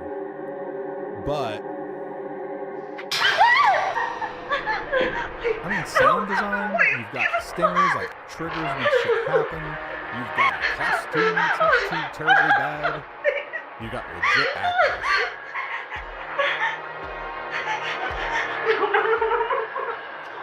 The claw. He's giving her the claw. Like, wait a minute. Why am I doing this? It's Tom Hanks. I love Tom Hanks. Wait, is that him? Did he see a weirdly placed photo of himself on an otherwise blank wall? It is. We saw them bury her. Oh my God, I'm back. Why would they have a fucking photo of the guy on their wall? No. It didn't break. Come on, break something.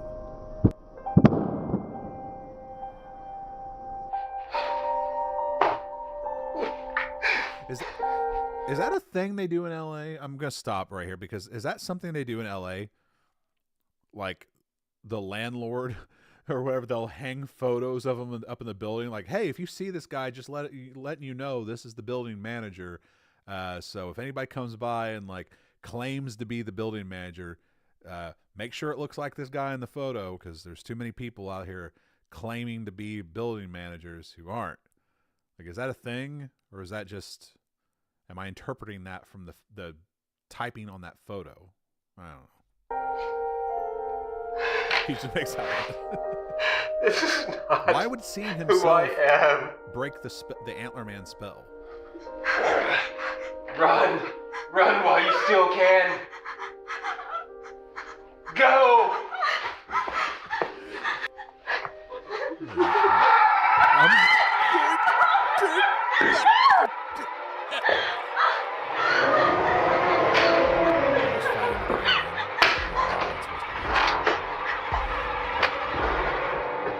That's a good shot. There's some good shots in this.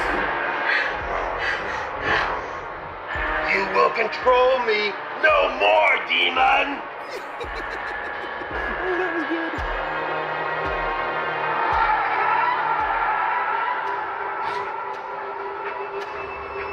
See, it's got good tension.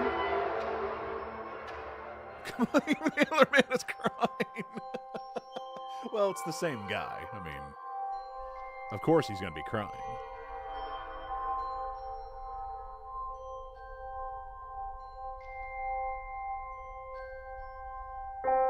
Henry Clifford disappeared immediately after the murders. He would soon be labeled as the ruthless Antlerman killer. Clifford was never seen or heard from again. His ex-wife denied the participation in the brutal killings. Eyewitness testimony clearly confirmed his presence at the scene of the crime. Yeah, cool. I don't know why the text was all the fucking way up there. Well, I need an answer to that question, by the way. I need an answer to that question. I gotta know, is that something that they do out in LA? They hang the picture of like landlords and building managers and things like that in like low rent fucking apartments and tenant buildings and shit like that because there's too many scammers or some shit. I gotta find out. Because that's just fucking bizarre. So that was whatever you can do to find or for originality's sake. Sounds good to me. But ultimately, it comes down to for me, and I noticed this earlier today. I'd seen this guy's movies before, the stuff he's been producing here in Illinois. And then I saw a little tidbits of this and I'm like, wow, what is the story here? Like, why is it so different? And I'm like, there's a disconnect here. Like, he can do things competently. He's clearly shown that. So why were the first three shorts of a completely different spectrum than what he was doing out in California? That's the thing that is like really bothering me. But there he is again, San Diego International Film Festival. He's all about them awards, man. So let me. I'm not going to stop with that one. Maybe we should follow the Antler Man Chronicles. The Skinner. Hey, is that dude? Oh, I may have to come off the Antler Man shit if that's that same dude from the the first one we watched. Yeah, fuck it. Oh my God. No. He did it. He's doing it. He's doing the thing. Here, let me. Yoink. Well, fuck. Oink. He's shooting 3-2. He must have got his hands on a fucking Blackmagic Cinema camera. I guess I have to explain that. Well, there's certain cameras that shoot different aspect ratios. Most of them are set up to shoot 16:9, which is what most of your TVs are formatted for. There's something called open gate or full frame. Oh, he won a Grammy, did he? And that's more of a traditional 35 millimeter frame as far as sizing goes. That's what most of your old 35 was shot to. And it was, in order to get like CinemaScope, like the widescreen format, you had to shoot with a variety of different anamorphic lenses that squeezed the picture into the more narrow boxy frame. That way, when you shown it back, projected it or whatever, you had to do that de-squeeze that would then, lengthen it out to the full CinemaScope sizing. It always got a little tricky.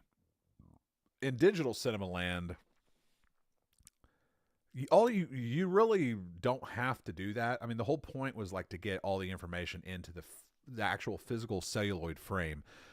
With digital, you kind of just can do whatever you want. I mean, you can restructure everything in post all willy-nilly. So the idea overall is that if you shoot open gate, that you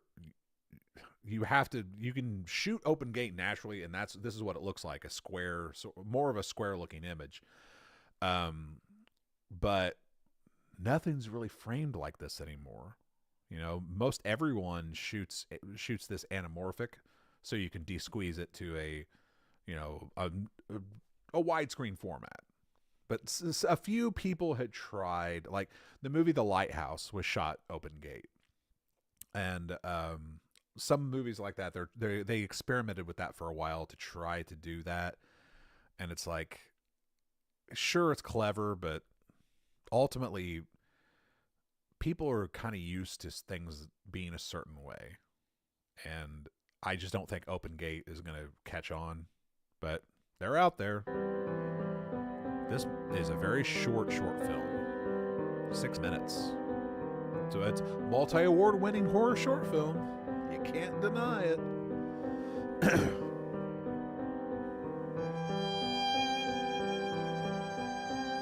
Even though I was saying it could be some open gate camera, I don't think it's a digital cinema camera because, I mean, I don't know, it just doesn't look it. It doesn't have the look of it. Like the highlights are all blown out. The shadows are way, way deep. Too deep, actually. The contrast is insane. I think maybe he shot with a regular, like, 16:9 camera, like a 1080p or whatever camera, and then just conformed it to this, which, like I said, you can do in digital post. No problem. And boy, the quality of the camera just took a real shit. What the fuck? Is this the same guy? That's what I was wondering. It is, isn't it?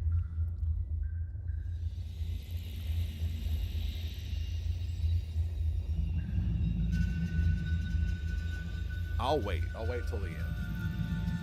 I don't know the guy's name. I didn't check it out on the first one. But we'll see. It looks kind of like that same guy. Which begs the question, are all these his military buddies or are they actual actors? That's the guy. So, is this in LA or is this here in Illinois? Nope. You know, this could be the case. I just assumed this was in LA.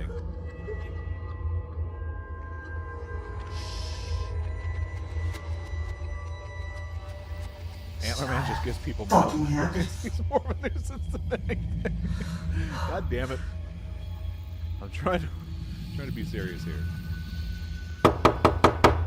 Wakey, wakey, sleepyhead. Yeah, there is a significant Can you open the door? The camera. Can you please open the door? Open the door, please! What is this? Fucking Nightmare on Cuck Street? That's okay, silly. You have to come out of there eventually. How loud's that fucking audio now?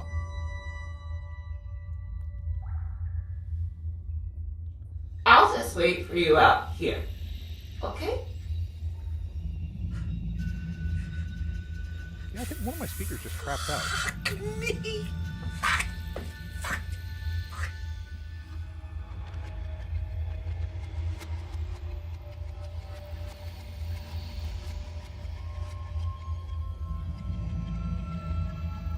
Hell yeah.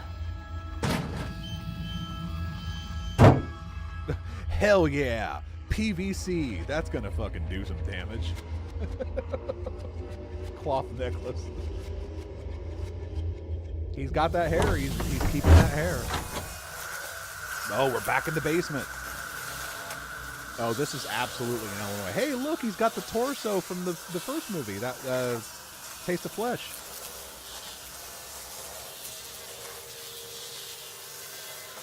I recognize that. He was the star of that movie. Good to see him still getting work. Yeah, this is Illinois. I thought this was okay. I got deviated or sidetracked because I thought it was one of his California movies. This is clearly Illinois. Fuck. No mag. Well, thanks for telling us that, because we can't see shit.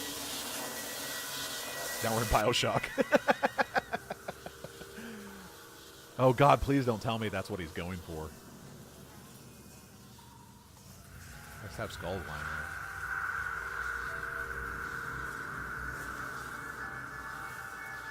Ah, yes. A Radient Ertainment staple. Shackles.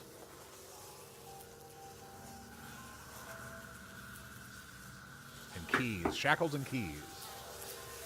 Hey, sleepyhead. There's just nothing intimidating about PVC.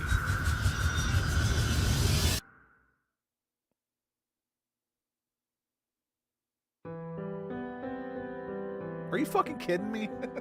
Come on. I was just getting into my stride. Boo. Why is it 3-2? Alright, well that was part one of The Skinner. You can clearly see we've made the jump into Illinois. And it ain't looking great.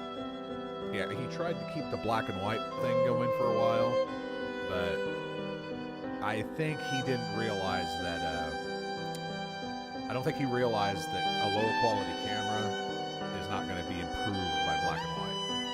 Which begs the question, why the fuck did he shoot all the stuff in California in black and white when he had a much better camera? I don't fucking know. So here, we're just going to finish it out. Part 2, I think there's only 2 parts. See, that looks like a different camera. Like, I wonder if he shot it, like, he had this footage from before, and now he's trying to match footage later with his, because this looks like it was shot on a different camera. I mean, I wouldn't be surprised at all if he shot this in California when he had better equipment, better lighting, whatever, and then it's like, I want to finish out the Skinner project. And you can watch the quality immediately drop. As soon as this stuff here ends, it's like, it immediately goes to shit. See?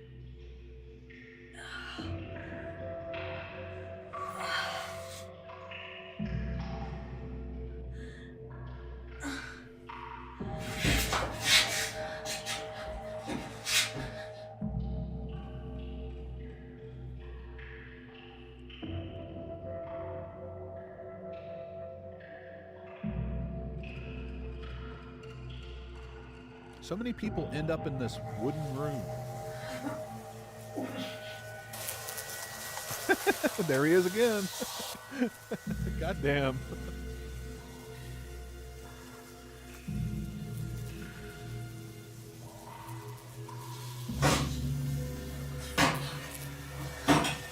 Just leave the guns out.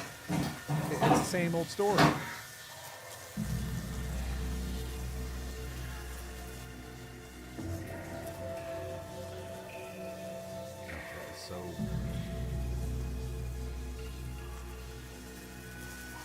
But do you see what I mean? How everything just kind of takes a dive? Like, I don't know. I may be wrong about that opening sequence being shot in California, but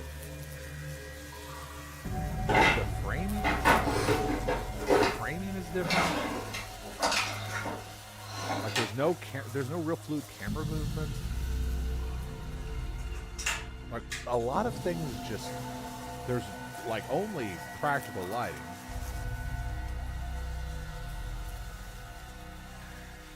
So it's like, I just don't, I have a hard time understanding what happened with this guy between California and Illinois.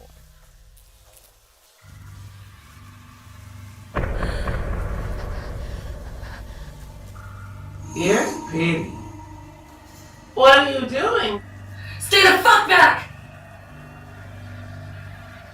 Why, it's me, silly. Why am I here? No! Don't you fucking move, bitch!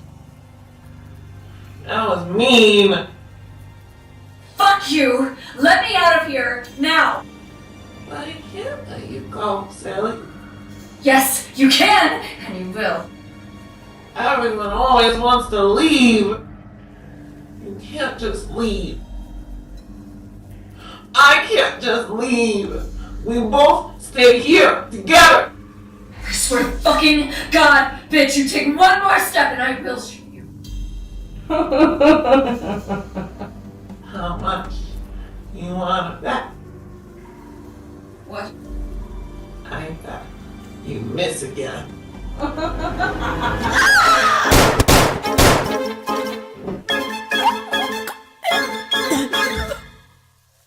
I wasn't prepared for the music stinger, and I wasn't prepared for that. That's not typical of his later stuff. The unknown survivor successfully escaped.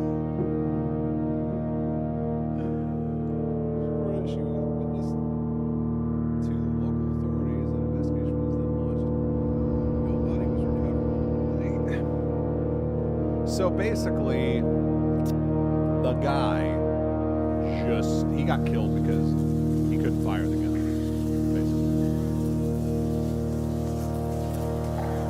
Oh yeah, there was no mag. So why did she put a mag in the... Wait a minute. Why did she put a mag in the gun and leave it down there after she killed the guy? I'm not going to ask questions.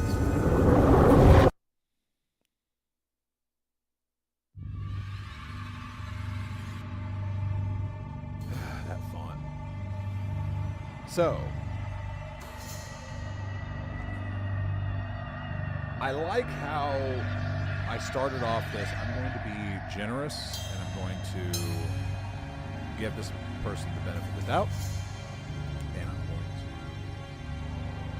not shit all over his work, just arbitrarily. But by the end, all I'm doing is shitting on his work. I don't want to say that it's just all shitting on his work. Like, the whole point of me going back and showing his California stuff, was that there was, to illustrate how he had done things prior that were like elevated above the fare of what he's doing today. And I just don't know if it's, I don't know. I just don't know if it's because he was working with a team in LA, like it was a film student, like collaborative effort, and he was just contributing to it, and now he's kind of taking credit for it. I don't know. Or if maybe as it was a school project and he had people helping him, but like I said, a collaborative effort still nonetheless. But it's like, why is it so different now? And I don't know. After you start to get a little numb to all of this after you watch it, enough of it. It's like you start to see you start to see that nothing's going to come about of anything. Everything's just going to be like scenes and characters interacting with other characters in scenes, and it's never really going to grow from that. You know, it's all just little tidbits of things, little ideas explored, and never really any meat to it or substance to the story. It's always just, I had a few cool ideas and there you go. So that was what I came with tonight. I mean, honestly, it's like, there's not much more I can say. I could tell you this much. I could get this guy on the stream. I'm pretty confident in that. I could get this guy on my stream, considering the fact that he's in Manito. All I'd have to really do is reach out to him on Facebook or whatever. Like, hey, I do this stream. I watched your movies, a few of your shorts on my stream, and I just wanted to, talk to you.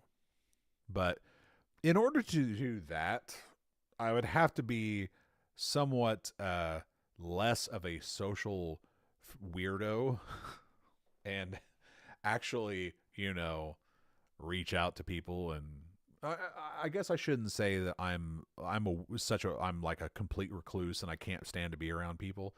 I mean, I interact with people constantly through work and through other things. I mean, it's not a foreign concept, and I do fine.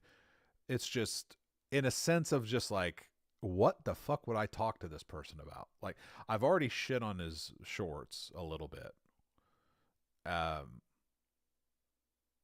So what the hell would I have him on my stream for? To basically say, hey, I watched some of your stuff, and now I just want to point out like all the flaws and all the shit. I guess the only thing I would really want to know, which I don't even have to have him on the stream to find out, is what's the big deal, like, with the quality difference? Like, what happened? Like, but that even sounds like condescending and shitty in a way. I was like, I'm not trying to shit on the guy. I mean, I'll give him all the props in the world in the sense that he's actually out there doing something. It is what it is, but he's doing it. He's doing it. Like, at the end of the day, I always say the same thing. If you're out there doing it, you're doing more than I'm doing. I'm just sitting around preaching about the virtues of doing things right and how you should put in all your time and effort into improving your craft and getting better at your trade and putting something out there that will grab an audience and whatever. It's like, sometimes it's not about that. Sometimes it's just about saying, fuck it.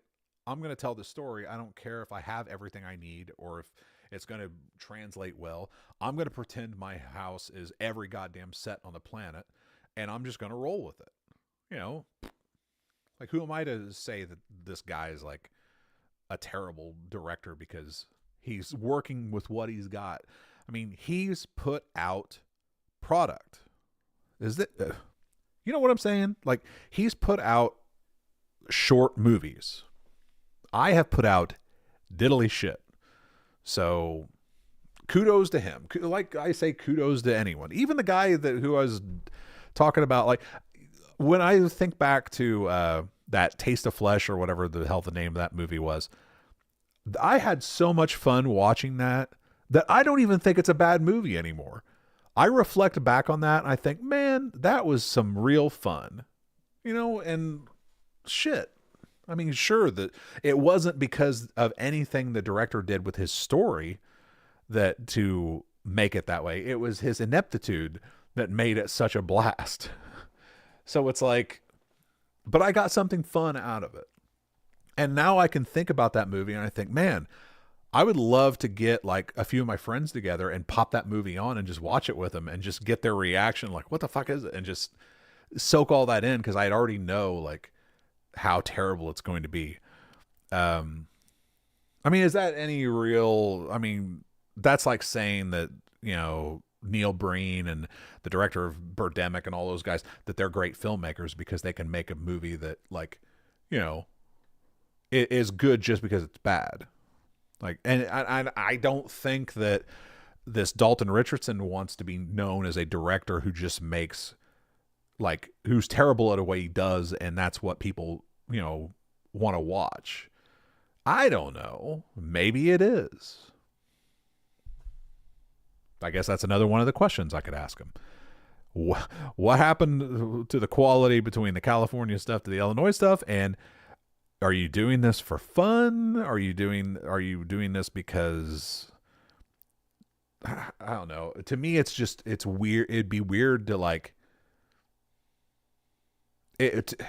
I guess the way I think about it is that I feel like people are living in this weird like dream state, and that I can say something to them that's going to destroy that, and it's going to, you know, crack the delicate shell of their dream state, and reality is going to pour in and it's going to destroy them. I mean, sure, it's like, oh, how big of you to say that you have this power over other people where you can crush them with just, you know, yeah, that's ridiculous. Of course I don't. But I'm afraid of being in that situation if it were to occur. And I'm not saying that I do have that power. I'm just saying it's happened before. I mean, I'm no longer working on a clown movie because of that. It happens. I can't help it. I'm like, I tell people all the time, don't involve me in your creative process whatsoever, or I will destroy your project, because I'm too cynical. If you want to actually do it, barrel forward on whatever got you to the point you were at before you met me. Just keep going with that. It's like, I will play along. I will work with you. I've done this so many times with so many people. I've worked with the people on their projects under those auspices. So to me, it's not that big of a deal. It's like, you know what? I don't have to like the movie. I don't have to be fully engaged or committed. And I just like the work. I like doing the work. But when people ask me, well, what do you think about it? What do you think about my script? I'm going to send you the script and let me know what you think. Don't do that, because you're not going to like what I have to say. I'm just one voice. I'm one voice out of billions. So don't put too much faith into what I say. Like, I don't want to bear that responsibility, I guess is what I'm saying. I come humble to any project that I work on. I come with a modicum of humility and humbleness. And I'm just like, I just want to work. I don't want anything to precede me.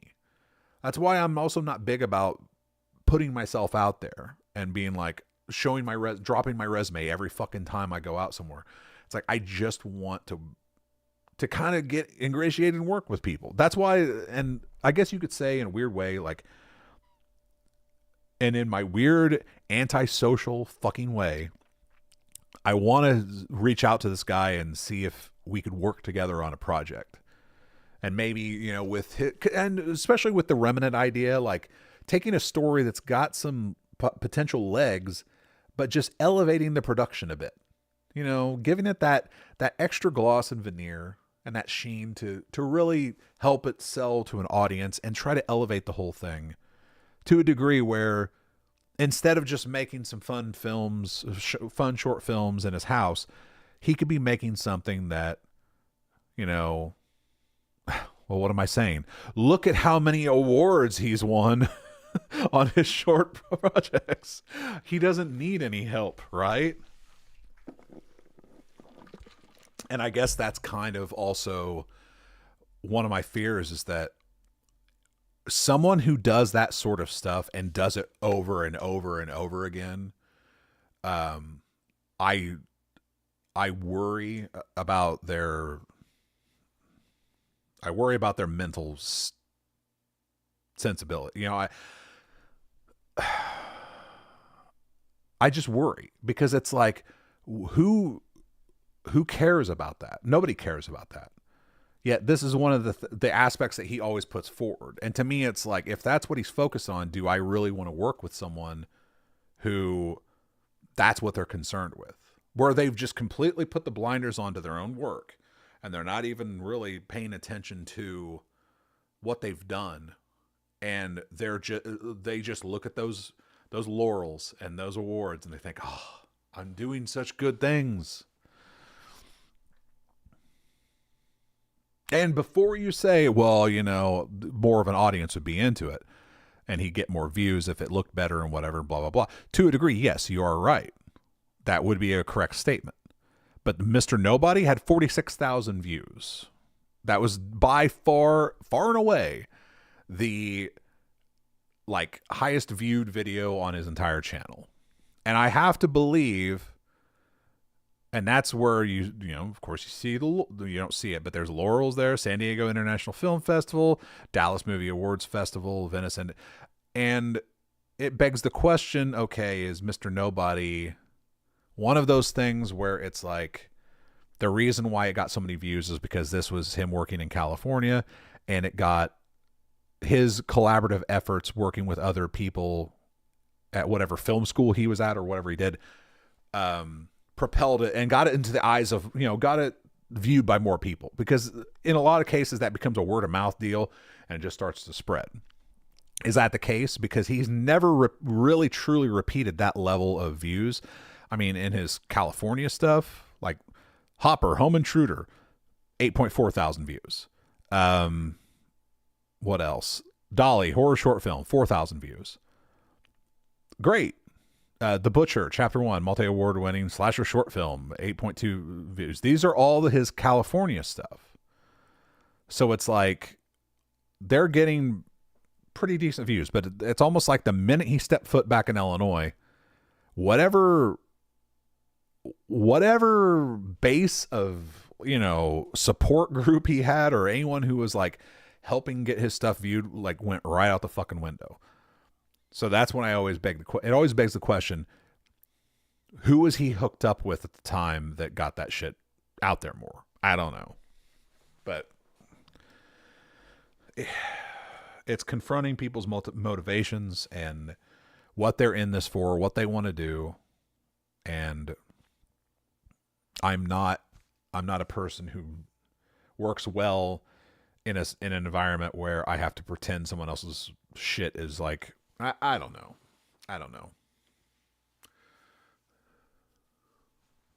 I guess it all comes back around to, am I the problem?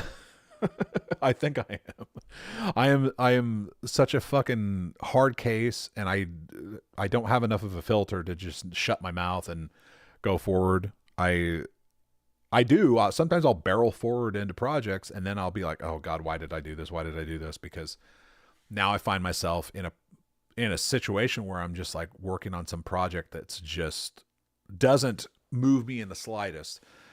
But I've also said in the past, like, as long as I have a limited, connection to it, I can work on whatever. But it's when people start handing more and more of the responsibility of the entire production over to me, where I'm just like, okay, I'm out. Like, I'm out. Fuck this. I don't want the whole fucking thing to rest on my shoulders, especially the shoulders of someone who really just doesn't believe in the project. But oftentimes that's the way it ends up. It's crazy how many times that's exactly the way it's ended up for me. And I guess that's why I'm like, in this case, if I were to reach out to him and say, hey, let's work together on a movie, I feel like I could just hand it off. I could be like, well, I'll shoot some stuff and here's the footage and have fun with it. But then what do I get out of it? I guess that's the ultimate question, because if I hand my footage over to someone who clearly doesn't know what the hell they're doing, it's going to look terrible. And I don't like my work to be represented. And when I know I could grade it better and do a better job of that, like, I'd almost feel like, in a sense, hey, instead of giving a director the raw footage, I would basically pre-compose it. I'd color grade it and then bounce it down to H.264 or some sort of deliverable that was, editable, but, not as bulky as raw footage. Something that he could throw into his computer and chop up. That way I don't have to worry about the editing, but I can also be assured that visually it's what I was trying to achieve. Why am I telling you people this? This is like inner dialogue that just comes out. That's why I'm like, if I brought this guy on the stream and asked, like, hey, I just wanted to meet you and talk to you about your projects, and he's going to watch this stream, and he's going to basically at that point be like, I don't want to fucking talk to this guy. And if I did reach out to this guy, especially now, and said, hey, let's work together, and then he finds out about the stream, he ain't going to want to work with me. So it's like, if I really wanted to work with him, why not keep my mouth shut? Because I don't. Outside of today, seeing the stuff that, the California stuff, I'm like, well, there's something there. And with the Remnant, I feel like there's a story there. It just needs there's some polishing, there's some stuff that can be worked out and it could turn out better. But I just don't know how interested he is in that, in going that far.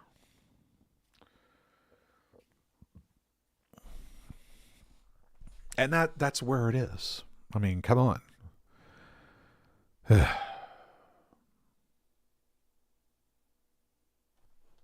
So, that was tonight.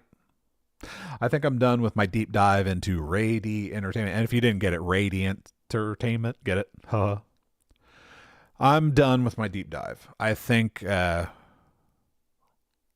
still don't, at the end of the night, I don't know what to think. I mean, I'm no better off than I was when I started this, to be honest. If there's one thing I do know, if I ever do reach out to this guy and pitch us working together on a project, the first fucking thing I'm going to do is to say, hey, just to be completely upfront with you, I'm going to send you a link to a stream and you need to watch it and then just determine if you want to work with me or not. Because if you want to engage in a dialogue and you want to have some conversation or whatever, fine. It's like, but you need to know I've already talked about your movies online. So it may be to a limited audience, but I don't need you finding this out like after we're already in production or whatever. And then you fucking like, well, what the fuck? It's like, I'm going to be very upfront and forthright with the guy if I reach out to him. But I got some other, irons in the fire that I'm kind of working out now. I'm working out ideas for scripts, and I may just try to do something on my own, but I don't know. It's like all the red flags keep popping up. It's like, hey, I just said a whole bunch of shit about cinematographers directing their own movies. I think I said that in the last one. And I'm like, that's going to be me if I make my own movie. I'm going to be the cinematographer and director, and I'm going to be making those same problems for myself. So I don't know. I don't know how I'm going to go about doing it, but is it so fucking difficult to ask? Like, someone write and direct, I will shoot. Let's make, a movie together. Why is that so difficult? Because I live in the fucking Midwest. That's why. So, enough of that. So, close the chapter in scene and close the chapter on that. In case, just for the posterity, Donald Trump has won the presidency. Though he's won. He has been elected the 47th president of the United States. A lot of people are cheering that on. I could give a fuck less. I've never really cared about who's president because it doesn't ever translate to anything that's going on. The only thing I can hope for is that interest rates come down. Mortgage interest rates come down. I'm banking a whole hell of a lot on the idea that mortgage interest rates are going to come down now because I got to get some stuff paid off. I don't give a fuck about inflation. Inflation's been rough, but moreover, I got to tackle the fact that my state is so bonkers that they shut down all the coal plants and now my fucking electric bill doubled.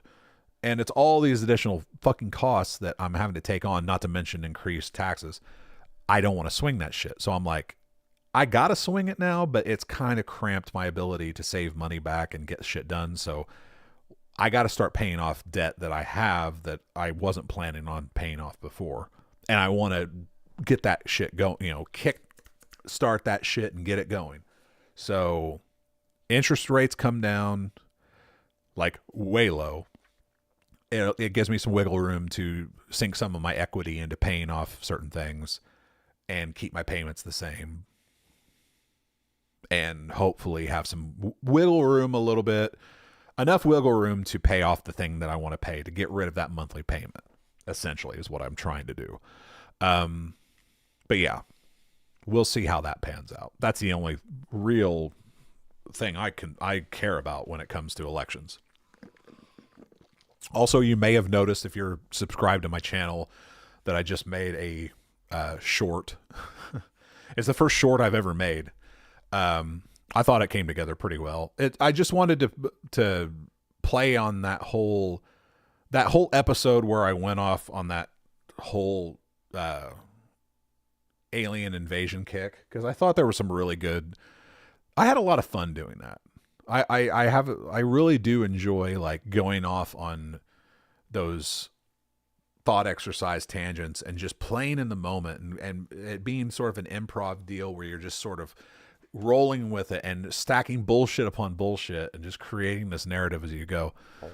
It can be really fun, but I wanted to share some highlighted moments of that in YouTube Shorts form, because I feel like, there's some stuff there that's kind of funny. But we'll see how it's not the editing and it's not the everything else that went along with it that made it difficult. It's the going through my episode and picking out shit to cobble together into that's just tears me apart. Like, it's so, I don't have the attention span for that, really. So anyway, that's all that's been going on. Like I said, subscribe to the channel if you want to know when and get notifications when I stream, because I have no fucking idea. I didn't stream last night because it was election night and I figured everyone's going to be watching that. So I didn't want to talk about that. So, I didn't stream. I streamed tonight because this was like something I've been thinking about for a while. I have no idea where I'm going for this or after this. Probably just watching some more movies I find on YouTube. But, I don't know. Maybe I'll tackle all the local directors. I think I've actually done a few of those in the past. Especially Christopher Kelly out of Quincy. I think I've done his movies on stream before. You can't find them anymore, so maybe I will just redo it so I have a chronicling of it. But I don't know. That's a hard watch. I don't know. We'll see. 2 hours and 45 minutes. Man, these streams are getting longer and longer. All right. Thanks for stopping by. And I will see you another time.